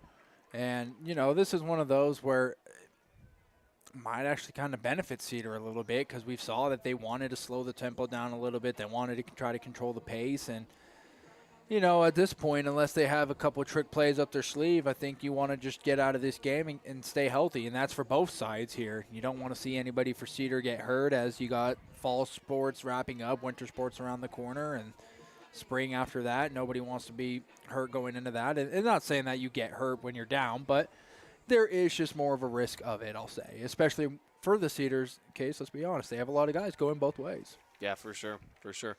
Well, let's talk a little bit about some of the games going on across not just Southern Utah, but across all the state of Utah. Desert Hills and Snow Canyon going on over at Snow Canyon High School. It's looking at halftime, 28-6, and Thunder leading that one so far. So, for a while there was kind of all Thunder, but looks like Snow Canyon finally able to get on the board. They really have to come out in the second half and try to make something happen. Yeah, and it looks like Dixie's got the one score in the first half, a 30-yard run by Wyatt Truman late in the first. But other than that, Park City taking care of it.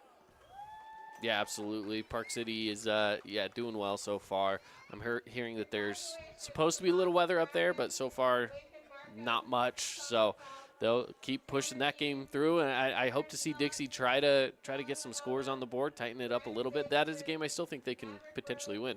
I'm shocked Snow Canyon is as far down as they are in that game against Desert Hills, but Dixie down by a touchdown, I think that's feasible. Snow Canyon down by 3 touchdowns, I still think that's feasible, believe it or not. Could be. They got a wide receiver room between Samaje Thompson, Cale Johnson, JT Westbrook. Those guys are able to strike at any time. I mean, with Tank Kelly at the quarterback, you get a couple opportunities from the defense, you're right back into the game. Yeah, absolutely. Out there on the field right now, they are honoring the state champion Crimson Cliff golf team. Congrats to them on getting the golf championship for 4A, which is pretty sweet. Yeah, we had Boston Bracken come on the show a couple days ago there with the rest of his team there. And they're talking about just going down to ASU. He's had his visits. He's committed there. And, he's excited, ready to go. This is a guy who's really helped pave the way for Crimson. And he's somebody that I truly do think we'll be seeing playing in the tour here not too long. Yeah, he is that high of a caliber of player. And he's definitely going to one of the golf meccas of the world down there in Arizona, especially for Arizona State. So some great golf courses in that area, and he's going to go have a great time over there. Let's step aside for just a moment. And by the way, I do want to give a shout out as the golf team. One thing that they don't get is a senior night, and so they're able to honor them right now with a senior night. Even though season's over, they still get their senior night, so congrats to the golf team for that. But we're going to step aside. When we come back, continue on with our Rally Stop halftime show and give you some other score updates from across the world of sports when we come back here on the Fan Sports Network. As a local business owner, it's important to get the word out about your business. More people equals more revenue for you. Get your business in front of over 160,000 people in southern Utah each week with St. George News. Contact St. George News today. Hey, Region 9 sports fans. This is Matt Hickman with Academy Mortgage, a proud sponsor of Region 9 football. I would be honored to help you with your next mortgage, whether it's purchasing a home, building, or refinancing. Hey, I'm wide open. Let's connect for a touchdown. We give you the green light. 4 seasons auto sales. Hook you up with some wheels. Drive on out of here. We give you the green light. Buy here, pay here. You can apply online. Now it's time to ride.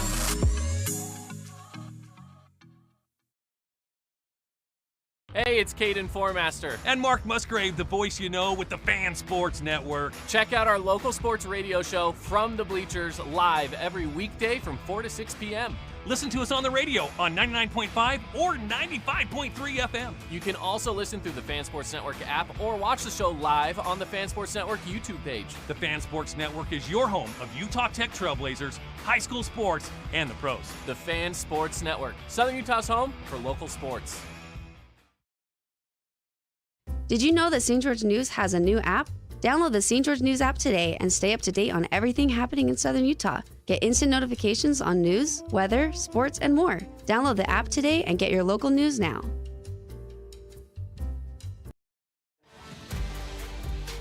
Welcome back into the Rally Stop halftime show here on the Fan Sports Network. Crimson Cliffs and Cedar Reds. Crimson Cliffs leading right now 35-0 over the Reds. Let's give you some more scoring updates from across the world of sports. Outside of high school sports, we have the World Series going on right now, Game 1. And right as we were going to a break, we saw our first, I believe it was our first World Series home run of the series so far, right? I don't know if anybody else has had any home runs. I know that as far as the Diamondbacks go, that was their first for sure. Yeah, I'm not sure if the Rangers got one of those one early on, but Tommy Pham, he just went yard right there, and 4-3. I just checked to see what they have the total at this game, 12.5. Really? 12.5. That's a pretty high total for a baseball game. That is a high total for a baseball game, but these are two teams that like to score runs. So, yeah, right now it's at 7. So not too far off, and then it's only the top of the 4th right now. So let's look at some NBA scores as well while we're at it, shall we? Right now, yeah, we got the Jazz, I think, tipping off here not too long. And Jazz Clippers 7:30. Yep, that's coming up here in just a little bit. Games live right now. We have Pistons Hornets. That one with 3:40 left to go is 99-93. Pistons are up over the Hornets. Nuggets are up on the Grizzlies only by 5 right now with 1:44 left to play. That one's a tight game. Knicks over the Hawks, end of the third quarter, 192. And Thunder Cavs, that's a tight one, 77-75 approaching the end of the third quarter. I like the Thunder. I think they're going to be a good team this year. They're one of those teams I believe truly did it right. When they got rid of everybody a few years back, they really decided, hey, rebuild. We're going to go rebuild, put our hands up. And they decided to go through with it, and now it's starting to pay off. You got Shai Alexander, Jalen Guy. You got, Josh Giddey. I mean, they have a whole group of people out there. Chet Holmgren, I'm hearing he's becoming the real deal. Obviously, he was out all last season with an injury, and he's finally able to get into the rotation now, so that's kind of fun to watch. So, yeah, we'll see what he can bring to the table for the Thunder. Heat Celtics, that's one of the big games going on tonight. 83-82, Heat are up right now with just under a minute left to play in the third. Rockets and Spurs. I know a lot of people are excited about the Spurs this year with Victor Wembanyama. That's always a fun one. 60-59, though. It's a tight game. Spurs up by 1. I was going to say, I like to look every once in a while at props, especially for some of the young rookie guys. Victor Wembanyama the other night had a 1.5 turnover prop. Well, Vegas definitely cashed out on that, and they've changed it. It's now 2.5. So Wembanyama still's got a little bit of growing pains. I would take the over on that for sure. Yeah, I was like, yeah, take the over. So you proved me right on that one.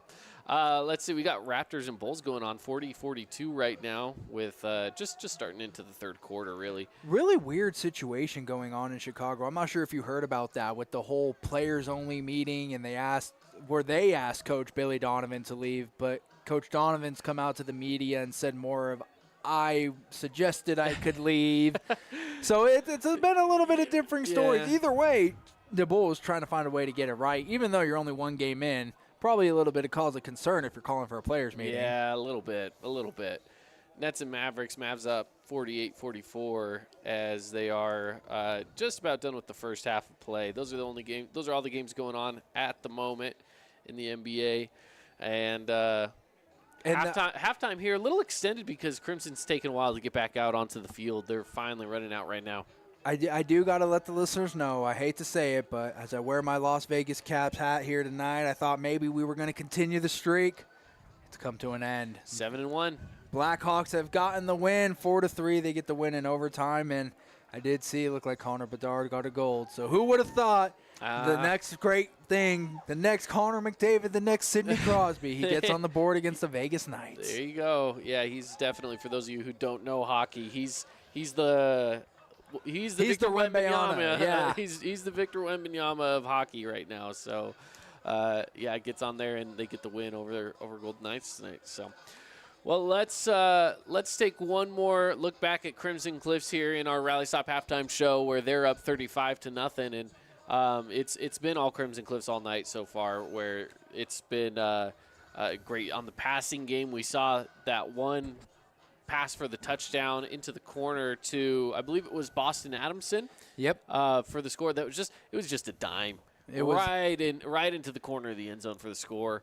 For the final score, that took them up 35-0. That was one of those passes where, as a receiver, you just got to trust and put your hands out and wait for the bread loaf to fall into the basket, and that's exactly what happened. But we've seen them doing it every way. Mason Topalian had that nice run off the edge early on and got that touchdown off the right side.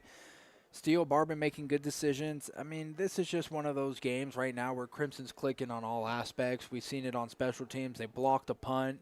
Not to even mention the fact that they haven't gotten the ball to Ty West as a returner, and we know how dynamic he is as a kick returner, punt returner.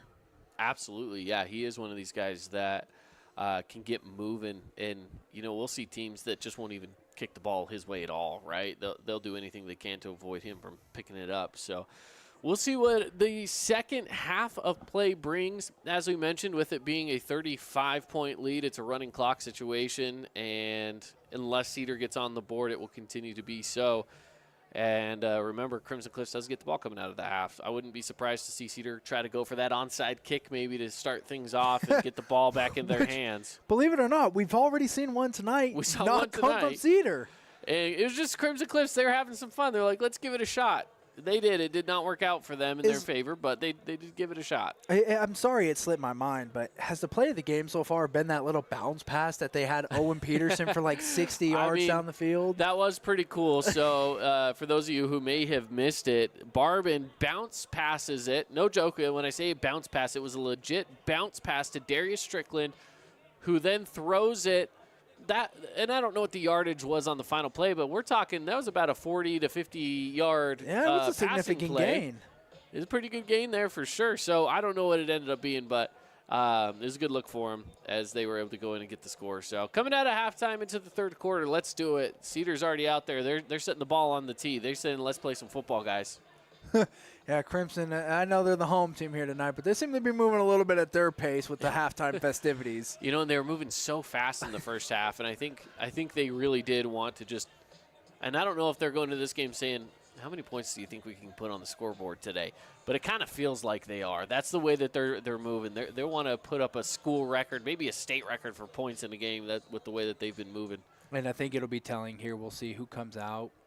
My guess is it's still going to be the starters as they try to get another score on the board, but I think if we get to around a 42-0, something like that, you're probably going to see some guys pulled out.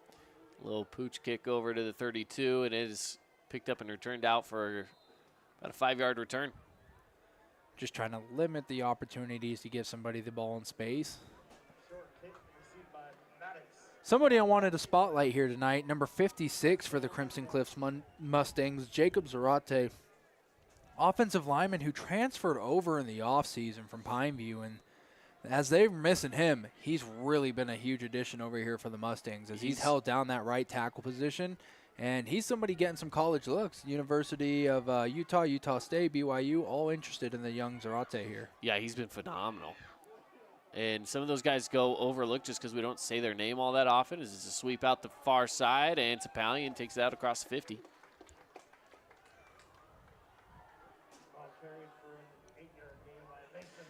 And they say he stepped out of bounds. Yeah, he stepped out of bounds. 2nd down and 2.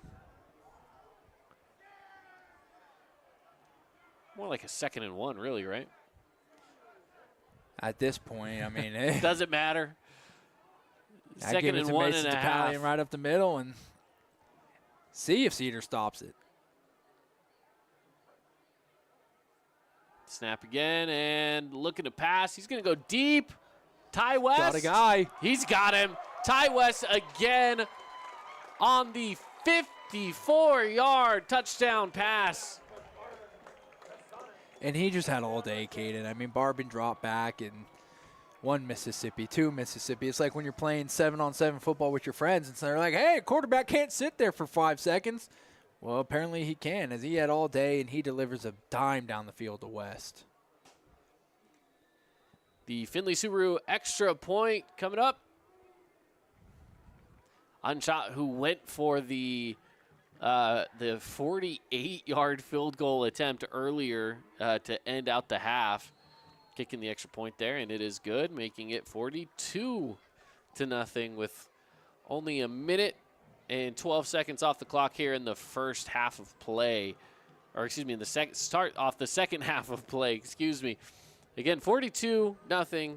Crimson Cliffs on the board again here on the Fan Sports Network. I've got 15 seconds to list all the reasons that you should call Jason Baum at Bay Equity Home Loans. First-time home buyer specialist, down payment assistant loans, investment loans other guys haven't even heard of, reverse mortgages, and so many more to name before I run out of time. Create your own relaxing, comfortable space. Boulevard Home offers the guaranteed best prices on furniture, appliances, mattresses, and more. And buy with no interest financing. Shop Boulevard Home, because home is who we are. Mustangs getting ready to kick this one away again after the big 54-yard pass to Ty West. He just knows how to catch a good long ball. Yeah, Barban knows how to throw one, and every one of these receivers, like I said, they got like that 4.4, 4.5 speed where it just seems like they're always wide open. A shorter kick here, picked up about the 7. Trayden Elliott. He takes it out across the 20, makes a couple moves, and will be taken down at the 27-yard line. The Cedar offense back out onto the field tonight. They've had their moments where they're moving the ball well. You know, one guy that we haven't seen a lot of, JT Jeter.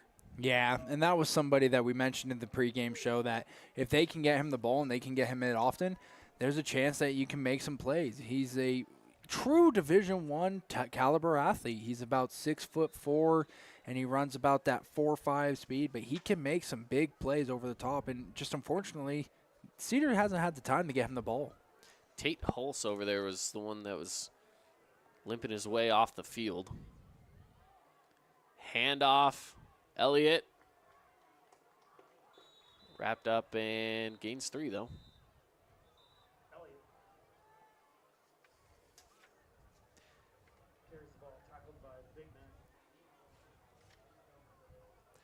It'll bring up second down here.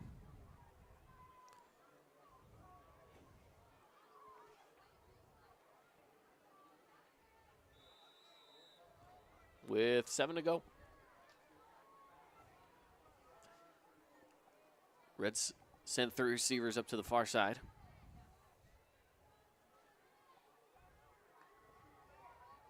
And again, it's Elliott. Elliott, good move. Put his foot in the dirt, made the move, pushed forward, and gets enough for the Red Rock Real Estate first down. Yeah, you said it best. Put his foot on the ground, makes a nice little cut back inside, and able to pick up the extra yard enough to move the chains.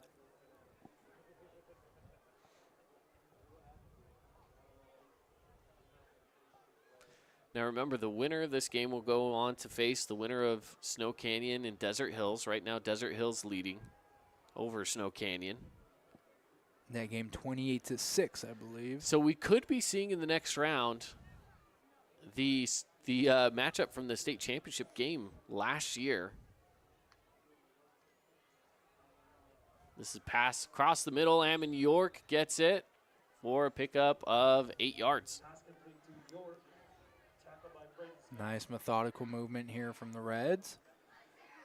Sets up a 3rd and short.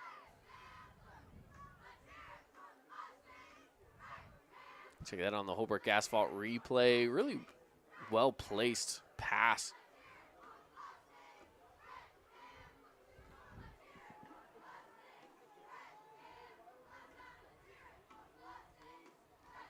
Lower snap, handoff, Elliott. Elliott pushing through enough for the first down and a couple extra as he crosses into Mustang territory.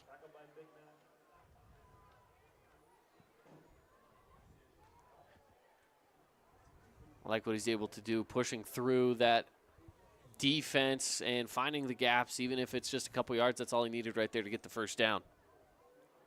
And this is a good opportunity to keep the chains rolling, get it on the board.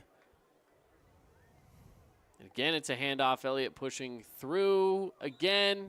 Tackled down by Parker Andrus after gain of 5. King Parker with the tackle. Gain of 5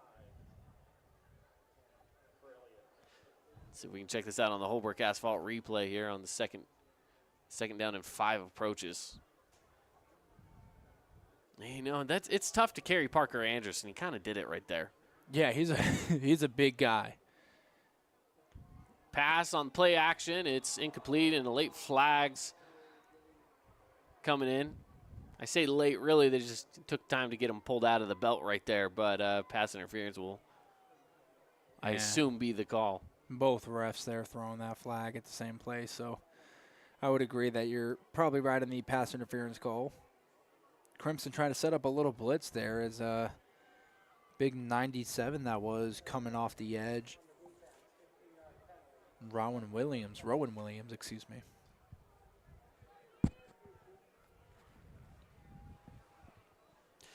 This is just about probably the furthest Cedar's been into Mustang territory here. Now with a fresh set of downs, they'll be happy to take what they can get.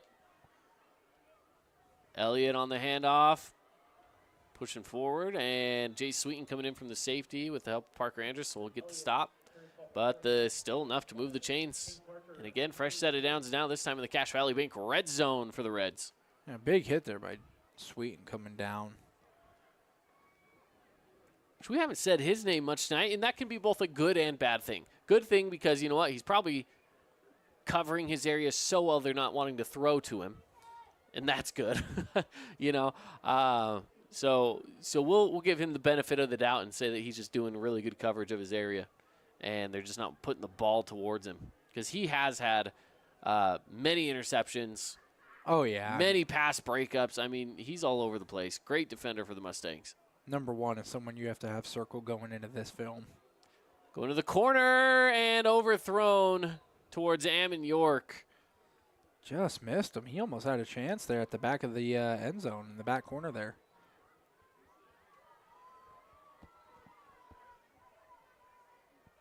Seven minutes left to play here in the third.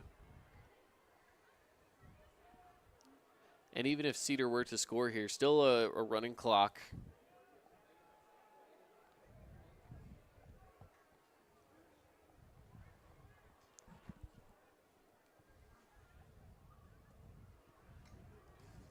Let's see what Cedar can do with three receivers up to the far side.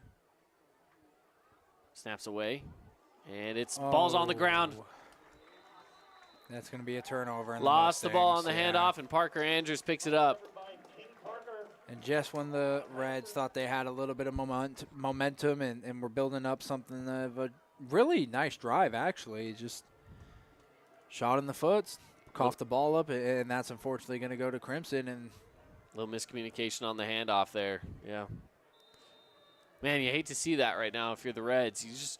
Your offense was doing so well pushing the ball upfield. And were quite methodical getting their way all the way down, and now turnover.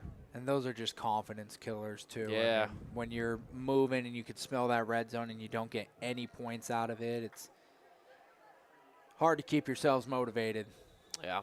Strickland takes it on what looked to be kind of a handoff option play. He faked the pitch backwards and kept on moving forward with it. Picked up 6 yards.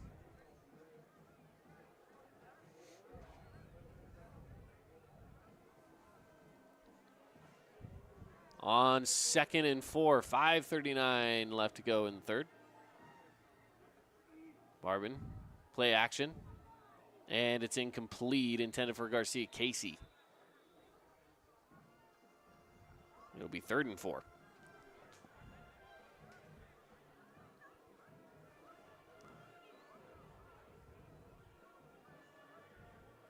Topalian comes back off the sideline.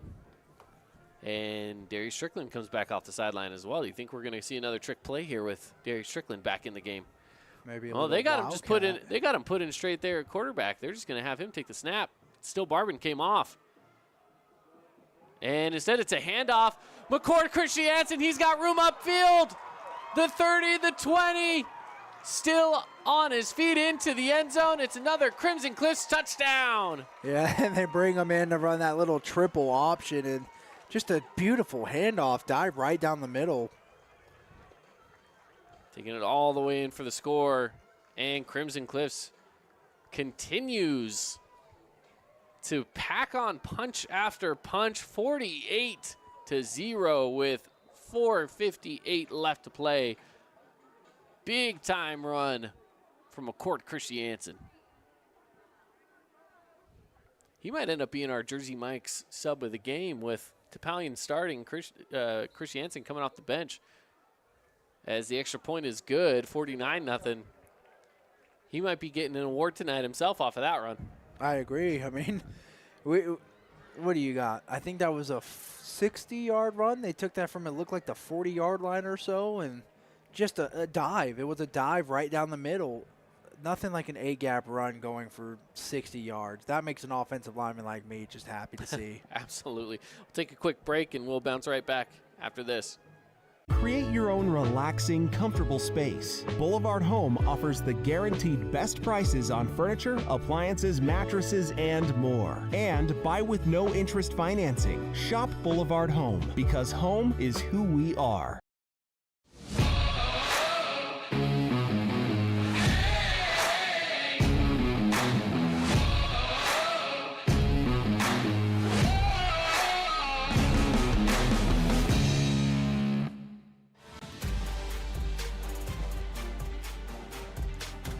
Cedar will be back to receive, coming off of the kick following the score. Crimson Cliffs is yet to slow down.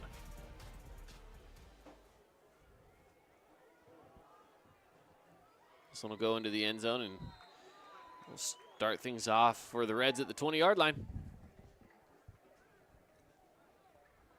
Well, we saw Cedar put together a pretty good drive on the previous outing, but you know, the fumble deep in their territory, then going the other way for points for the Mustangs. Let's see if Cedar can at least put together another drive, get back down the field, go from there once they get into that red zone.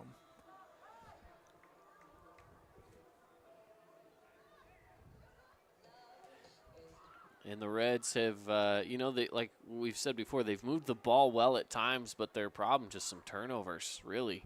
Comes down to turnovers as Kelling gets it to Giles.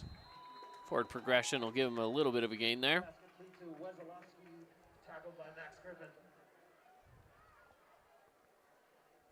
Brings up second, and where do they finally place it? 2nd and 7. Yeah, it looks like it's going to be down right on that 24-yard line or so.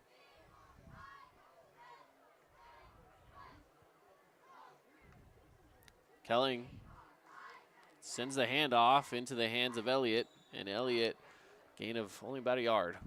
Maybe you give him a yard and a half. If you're in Cedar right now, this is obviously a tough position to be in. You know, you're not coming back from a 49-0 deficit, but this is the last game of the season now at this point for them. And how do you cover this mentally? I was going to say, this is something, unfortunately, I've had to say a few times this season for a few different teams in region, but you got to play for the name on your the last name on the back of your jersey. You got to play for the guy who's right next to you, who's been working out with you side by side for the past 6.5, 7 months. I mean, at this point, it's more of a character. It's more of a pride. It's more of a personality gut check, really. It's what do you have left in the tank to go out there and continue to compete and not just roll over, because it's easy to roll over and give up when you're down 49-0, but it takes the guts of somebody who's going to improve and get better to go out here and keep fighting and never give up. As the Reds on 4th down will look to punt this one away. Quick scoring update from Park City and Dixie. Park City is up 21-7 in the late 3rd quarter. Good punt. Taking a big old roll down. They're going to make it tough for Crimson to go score on this one, where they'll start at about the 14-yard line. Great punt from Cedar. And let's see what Crimson Cliffs can do with that. That's a long field to go. We'll see what Crimson Cliffs brings to the table here. I'm seeing Darius Strickland head out onto the field. No Still Barbin. Yeah, I was going to say, it looks like they are starting to do the official change of the guard here. Like you mentioned, Strickland now. Barbin running over, but no helmet on, and he's just kind of hanging out down here at the end of the sideline. Hanging out over there with a few of his teammates right on the corner. Making sure to still be a leader on that team is, again, Chris Jansen blowing through all sorts of tackles. gaining nearly, about 18 yards or so on the play? Yeah. Or more? And this is what I talked about earlier on in the game, that let's just be real here. Crimson Cliffs has about 90 kids on their sideline. Yeah. Cedar's got about 27 to 40 in that area, and you can see that a lot of guys are going both ways, and that wear and tear is just clearly starting to happen here for the Reds. I mean, this unfortunately now is runs that were maybe 3, 4, 5 yards a pop are now starting to be 10 yards a pop, 18 yards a pop, things like that. Yeah, a holding call brings it right on back. Strickland on the option. He'll pitch back to Topalian. And he goes out of bounds just shy of the 20.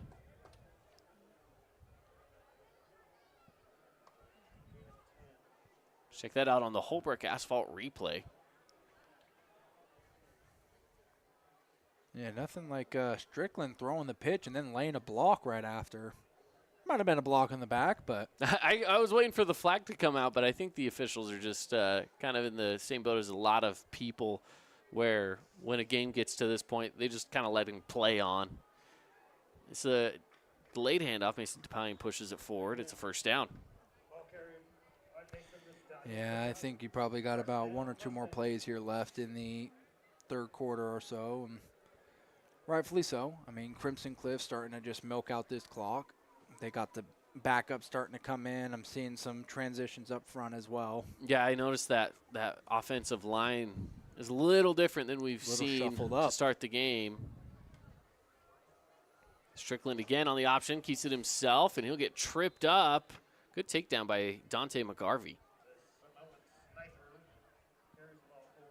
I'll tell you what, that was pretty impressive there to see over on the sideline. This is something that probably isn't going to be talked about often, but Parker Andrews, number 54, picking up a couple of those offensive linemen who did come off the field there and saying, hey, go cheer on your guys there. And he got Jacob Zarate. It looked like it was also Brooks Jensen up off the bench to go cheer on their guys. I like that. As Strickland overthrows deep downfield. You know, if he gave that a second or two, he looked like he had Noah Nelson developing on that wheel route. Maybe try to go outside with that.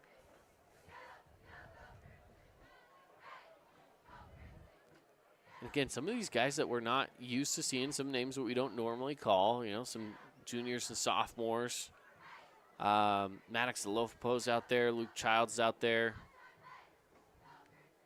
And we've seen Luke already tonight, so he's definitely been in play many times. This one overthrown over the head of Noah Nelson. And now we're starting to see a little bit of the chippiness and frustration forming for the Reds, as looks like we're going to get an unsportsmanlike penalty here on the, I want to think that was Ian Pahua. We'll see who they call it on.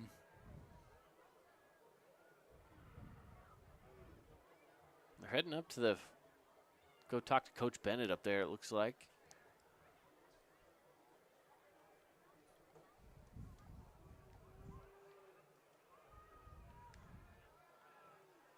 Just waiting for the official to let us know exactly what that penalty was.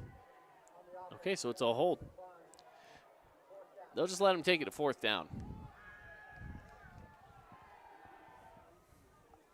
So there's a lot of guys on the field. They're looking at the sideline. They're not sure what's going on. I was going to say that the punting unit's coming out onto the field, but they don't know what's going on.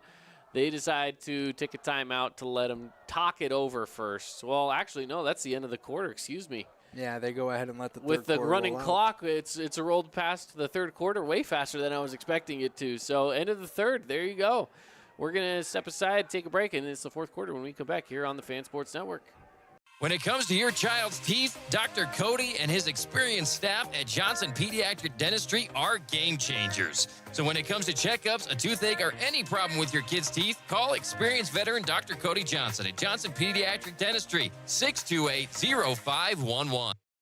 Relatives coming to visit, not enough room, or maybe you're looking to host a family reunion and need a house with a pool. Well, Red Rock Vacation Rentals has got you covered. From 2-bedroom condos to 10-bedroom luxury homes, they truly have something for everyone. Plan your perfect getaway or staycation. Visit St. George, Utah, vacationrentals.com.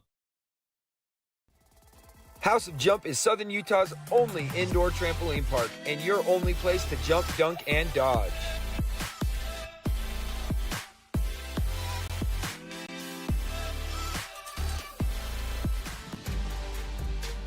And things started coming out from the end of the quarter, and there was a quick flag on the play as well. So we'll see what that flag was, but on 4th down, off the punt, who knows?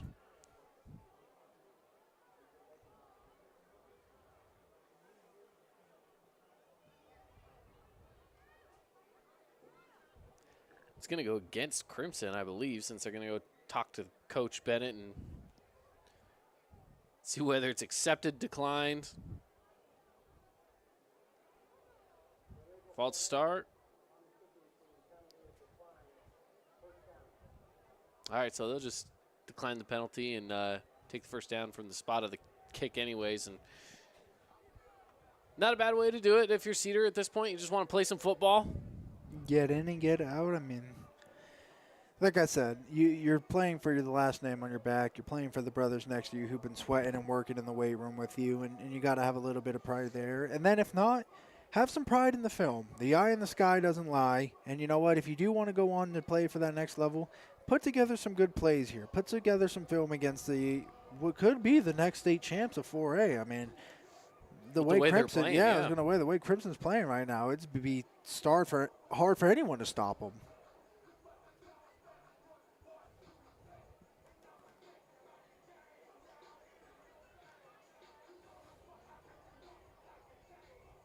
I can only assume that this 4th quarter here will probably squeeze by pretty quickly too, much like the 3rd did. It's a delayed handoff, and Elliott gets it out past the 40.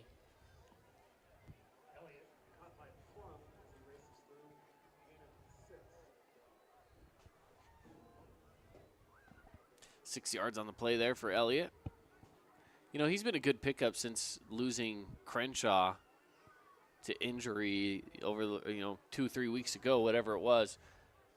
He's been not a new addition by any means. He's definitely been getting tons of playing time, but they've used him so much more than they have all season long as this pass is incomplete, and will bring up 3rd down. Looks like we got another update here. Park City scored again on a long touchdown pass. Dixie Flyers down 21-7 late in the 3rd quarter. Garrett Grandel with a big play for the D Hills Thunder as they're taking on the Snow Canyon Warriors. That scored 35-13. Desert Hills on top of the Warriors. Across the middle to Giles. And it's enough for a first down. They'll move those chains. And I'm actually seeing the video of that Garrett Grandel touchdown. It's about a 70, what is that, about a 65 or so yard rushing touchdown for Grandel. He's actually been quite the dual threat quarterback there as he's come in for the Thunder there. He's really added a little extra dynamic to that already powerful running attack. Yeah. Now I'm curious for Cedar as this pass goes out to Elliott again. And he'll pick up 2. What happened with JT Jeter? We haven't seen him in the game in ages, and I'm sure there had to have been something with him that they've pulled him off the field, but I just don't know exactly what it was. I didn't see him get injured. I didn't see him get hit too hard. Maybe he did, and sometimes those concussion protocols are something that can kind of go under the radar, at least from our perspective. So who knows what happened there. Pass across the middle, nobody home. Killian pressured again up front. That Crimson Cliffs defensive line wasted no time causing pressure.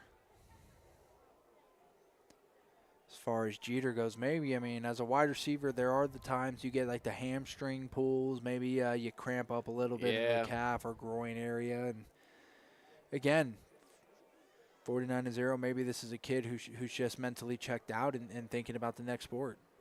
Yeah, maybe he wants to get ready for some basketball coming up now with 4th down on its way here, 4th and 8. And who's to say, who's to say this is the point of the season where, especially for the Reds, where I'm the mentality where there's 8:52 left on the clock. I'm still playing football. But, sometimes there's things that are that you don't want to go injure yourself over. Yeah. So who knows? I mean, prime example is wide receiver Jackson Barbin for the Flyers. That's picked off. Looked like he had a chance to take it, but just not quite enough. Big pick there. Jackson Whitwer. Let's check it out on the replay.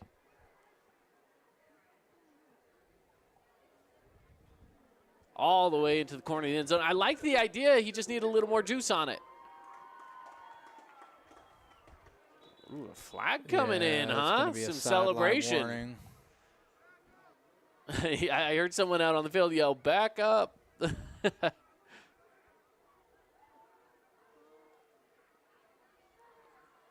And I don't blame them.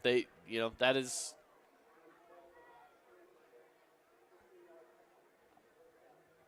All right, there you go. Well, the ball's at the 1 yard line because he picked it at the 1 yard line. So even with a flag, they can't move it much closer to the goal line. So it's a 99-yard field here for Crimson Cliffs as they'll start their next drive with 8:32 left to go in the game. Wouldn't be shocked for them to find a way to attack right down the middle of him. I mean, after that halfback dive we saw earlier in the game, who knows what can happen here.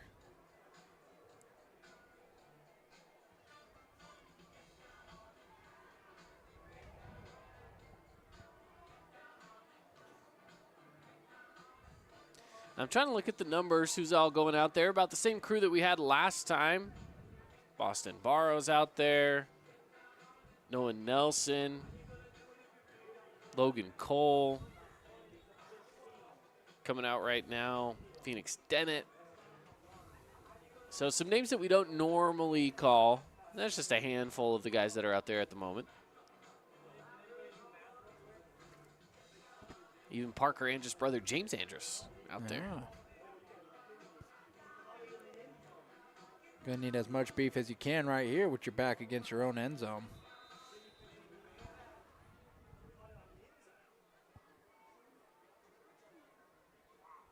Quick little switcheroo as McCord Christiansen comes in. I wouldn't be surprised if they're just saying, hey, get us away from the goal line, McCord, and to punch this one upfield a little bit for us on 1st and 10. And Strickland will keep it himself. He's got to get out of there. He does. That's enough for a 1st down. Darius Strickland. Yeah, Strickland's really fast. He's got that dual athlete ability there to him. And when he gets out and breaks space or breaks containment, I mean, he's definitely another aspect on the defense you got to watch out for. That's good for Crimson right there. That's all they wanted to do on that first play was just to get away from the goal line and not have to feel that pressure coming after you. It's a handoff, taking it right up the middle. Big run right now by Kason Black as he crosses the 45 down to the 49-yard line. Big run there.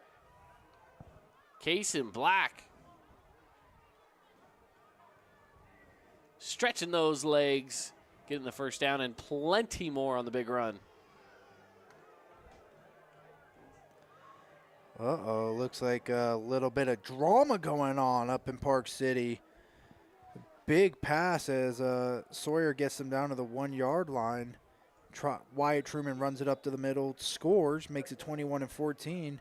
However, a big fight resulting on the field, and there's probably going to be some ejections coming that way. Oh, man. Dixie has had their fair share of moments with some unsportsmanlike conduct as well, so I don't know if I'm not going to say it was on them or not, but they have been a part of some scuffles already this Rand season. Sawyer involved. It was probably them. I've seen Rand play a few times. I've called his games. He's a feisty guy. He's a feisty player. He's a firecracker in a bottle. And we talked to Coach Munkers about that on the drive. We asked Coach, you know, with a kid like that, what's it like coaching him? And he goes, well, I'll tell you what, I'd rather have to dial a kid back than make him want to play football. And I was like, you know what? That's fair, Coach. I like that. That's a good call.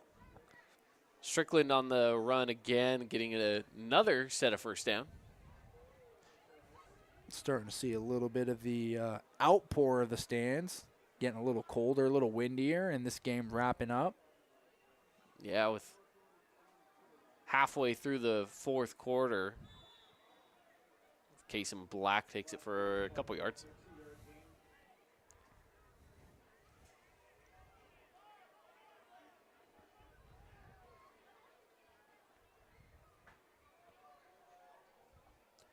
Clock ticks under 6 minutes to play here,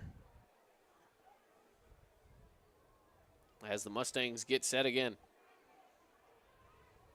They like this set with Strickland where they throw two backs next to him so he can kind of keep it himself on the option play. Not much room to run there. I think only about a yard, maybe not even a yard. Does do a good job, though, to keep it in bounds, keep the clock moving. Yeah, it wouldn't matter too much. Yeah, the clock's moving no matter what. In a different scenario, absolutely. I see exactly what you're saying.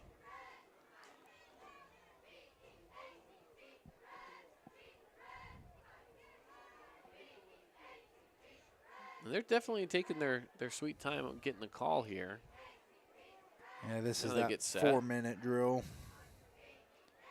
It's inside the Cache Valley Bank red zone as well, as Strickland's going to look to pass out to the corner. Does he have his guy? Oh. Well, that might have been a pass interference call. I know some people in the crowd wanted it. It was intended for Boston Barrow.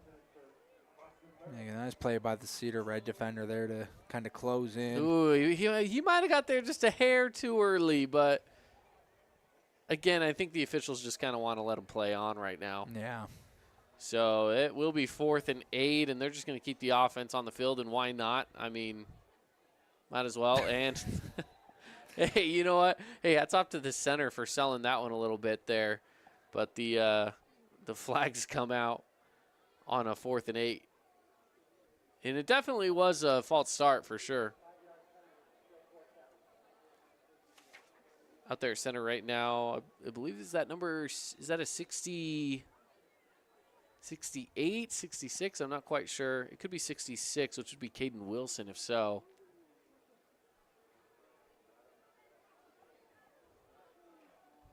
And run it up the middle, McCord Christiansen. It's definitely a first down.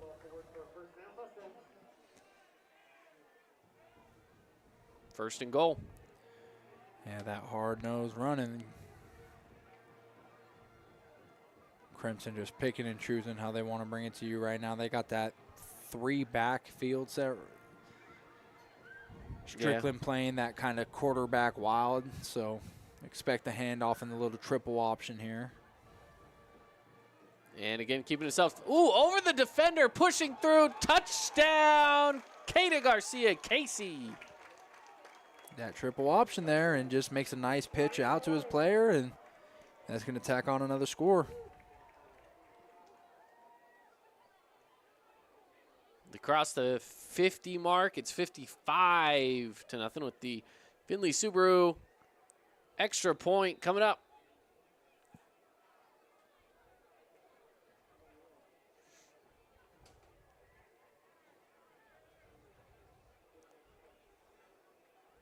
And snap is away. Extra point is good. He stayed perfect all night long. It's 56-0 with 3:34 left to play in this ball game here on the Fan Sports Network.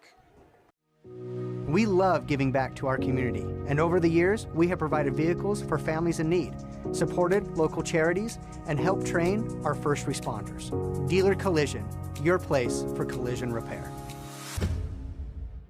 First Ace Hardware is conveniently located in St. George on the corner of Bluff Street and St. George Boulevard with 30,000 square feet of lawn and garden, paint, tools, fabrics, sporting goods, and the most complete nut and bolt section in town. First General Store, the Big Ace store on Bluff and on Main in Cedar City.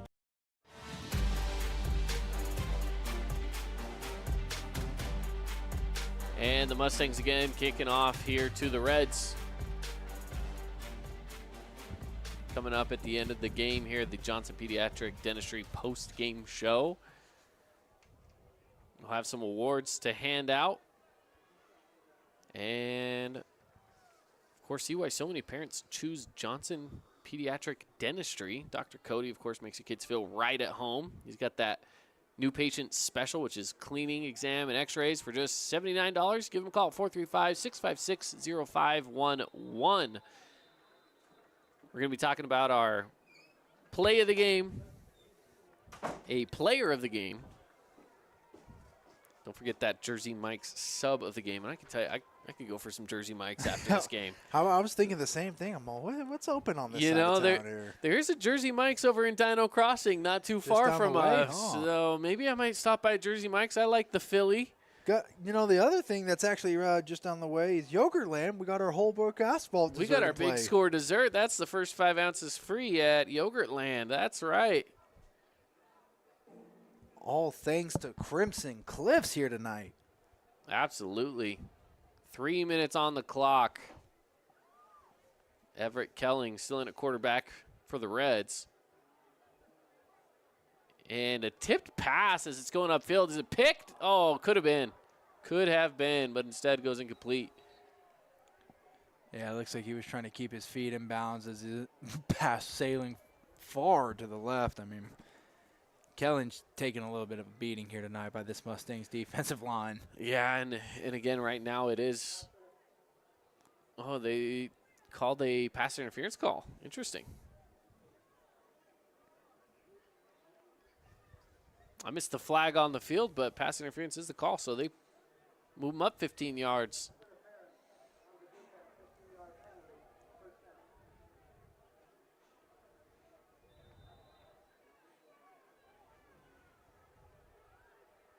First and 10. As Kelling takes the snap, he looks over to Waslowski. Waslowski, you could see it in his eyes. There was a storm of red facing him as the Crimson Cliffs Mustangs came towards him, and not a lot of room to run there. Picks up 3.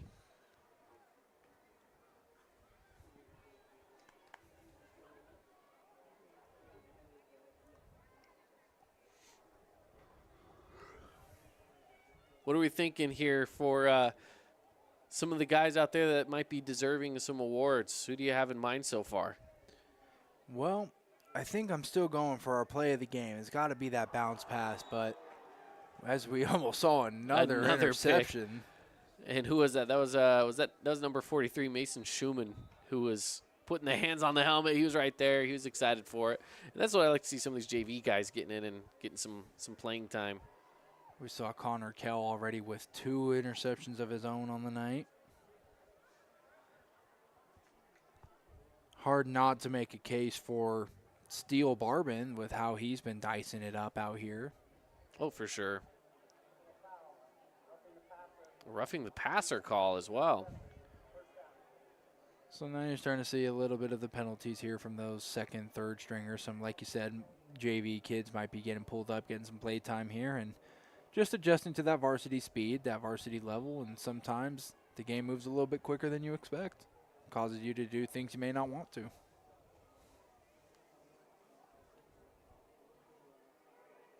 Park City again gets another score on as Trayden Elliott pushes up to the 45. 29-14 right now over the Flyers.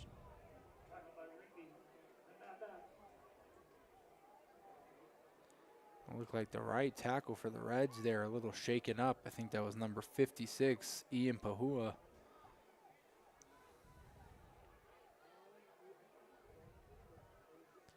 Or excuse me, Noah Vega playing right tackle. And going out of bounds. Clearly walking with a limp too. But we talked about it, a lot of these guys going back forth.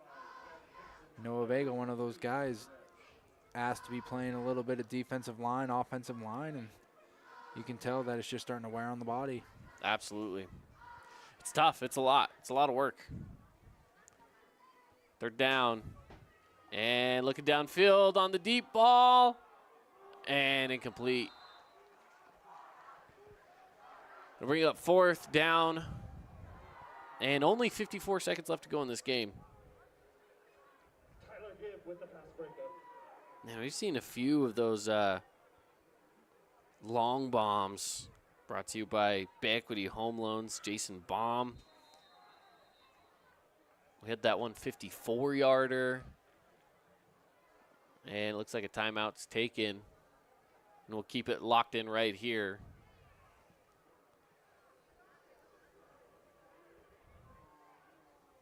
Where it's 56-0. And tell you what, where we're at right now with the running clock situation, kind of heading in early to our Johnson Pediatric Dentistry postgame show here. I'm going to start off with, let's take a look at our Appliance Wholesalers Plus Playmaker play of the game. I think you and I both agree that spot-on dime to the corner of the end zone might just be the play of the game. Is there anything else that sticks out to you? Yeah, I think for me it's still going to be the bounce pass, just because you never really see those get completed. And not only do you not really see them get completed, let alone for a big gain as much as it was. Owen Peterson down the field for about 40, 50 yards. So I think I'm leaning towards that bounce pass, but don't get me wrong, that dime to Boston Adamson in the back left corner, that was a beautiful throw. Absolutely, absolutely. As Kelling goes down, trying to pitch it forward and wasn't paying attention. So it, you could say falls incomplete, but it is a turnover on downs anyway. With 37 seconds left to go, the Mustangs will get the ball at the 40-yard line. I'm a fan of that. I'll give that the Appliance Wholesalers Plus stamp of the game, right? Stamp right there for the Playmaker play of the game. Looking for the Dealer Collision big hit of the game. We didn't see a ton of big, massive hits tonight. But there have been some really good stops. You know, Parker Andrus was in on a lot of stops early in the first half. Lots of big hits along there. Any one of those could go in for that. Yeah, maybe one of those sacks there. I mean, he had a few where he rolled up on the quarterback, and I was like, oh, that might hurt tomorrow morning when you wake up. But no, I think that's a fair one to say here as this game's going to wrap up. 56-0, your final score, Crimson Cliffs over the Cedar Reds. Yeah. What about your player of the game? Hersey's Hardware. For me personally, I'm looking towards, as you kind of mentioned already, still Barbin is up there. Yeah, I have Steel Barbin up there, but there's a couple other guys who have really taken me by shock tonight. I think Owen Peterson is a name that might go a little under the radar. He didn't get any touchdowns, but he did get a few key first downs, and he did have some big receptions down the sideline. Another guy who might have made some plays, and not might have, but who did make some plays was going to be Mason Topalian. We saw him get some hard-nosed runs. He had that early touchdown off the right-hand side. But then McCord Christiansen, that fullback, there was so many ways you could go with this. How about this? I'm going to give the player of the game to the Crimson Cliffs offensive line. Anytime you can get a score 56-0 and you can have well over 100 yards on the ground and well over 100 yards over the air, I'm going to give it to the big fellas up front. It's a combined effort. I like that too. I'm a big fan of that. That's great. You know, there's a lot of, when we're talking to our Jersey Mike sub of the game, there's so many different guys that could come into play with that just because, again, there were a lot of subs towards the second half. But, you know, we talked about at one point McCord Christiansen just because Mason Topalian has really taken over as that leading running back. Well, McCord comes in and he runs the ball 50 yards for a touchdown. So, yeah. I mean, can you give it to anyone else? Maybe Darius Strickland is up there, but I've given it to him in the past, and you know he's definitely up there. Maybe you give it to both of them. Who knows? What do you think there? I like your thought process. McCord Christiansen kind of being I don't want to say humbled. It's not like he got his job taken from him. It's just they have a really talented backfield. They have two really good running backs. So I do like him saying, hey, you know what, I'll be willing to play a little bit of that second fiddle, take the second carries, and making the best of those opportunities, which is exactly what he did there tonight. Absolutely. Absolutely. Hey, shout out to the Napoleon Dynamite out there doing the Napoleon Dynamite dance out on the track right now. You can see it at the bottom of your screen. He's killing it. I don't know who that is. Actually, he is. He's killing it. So, yeah, the football team now coming over to watch it, too. as he finishes up the dance. Pretty awesome stuff as they get the 56-0 win over Cedar here in the second round of the playoffs. They will move on. And I believe Desert Hills, the way it's looking, they're probably the ones to get the win. But, you know, I will say this, Snow Canyon hasn't put their foot off the gas yet. It's 27 for Snow Canyon, 35 right now for Desert Hills.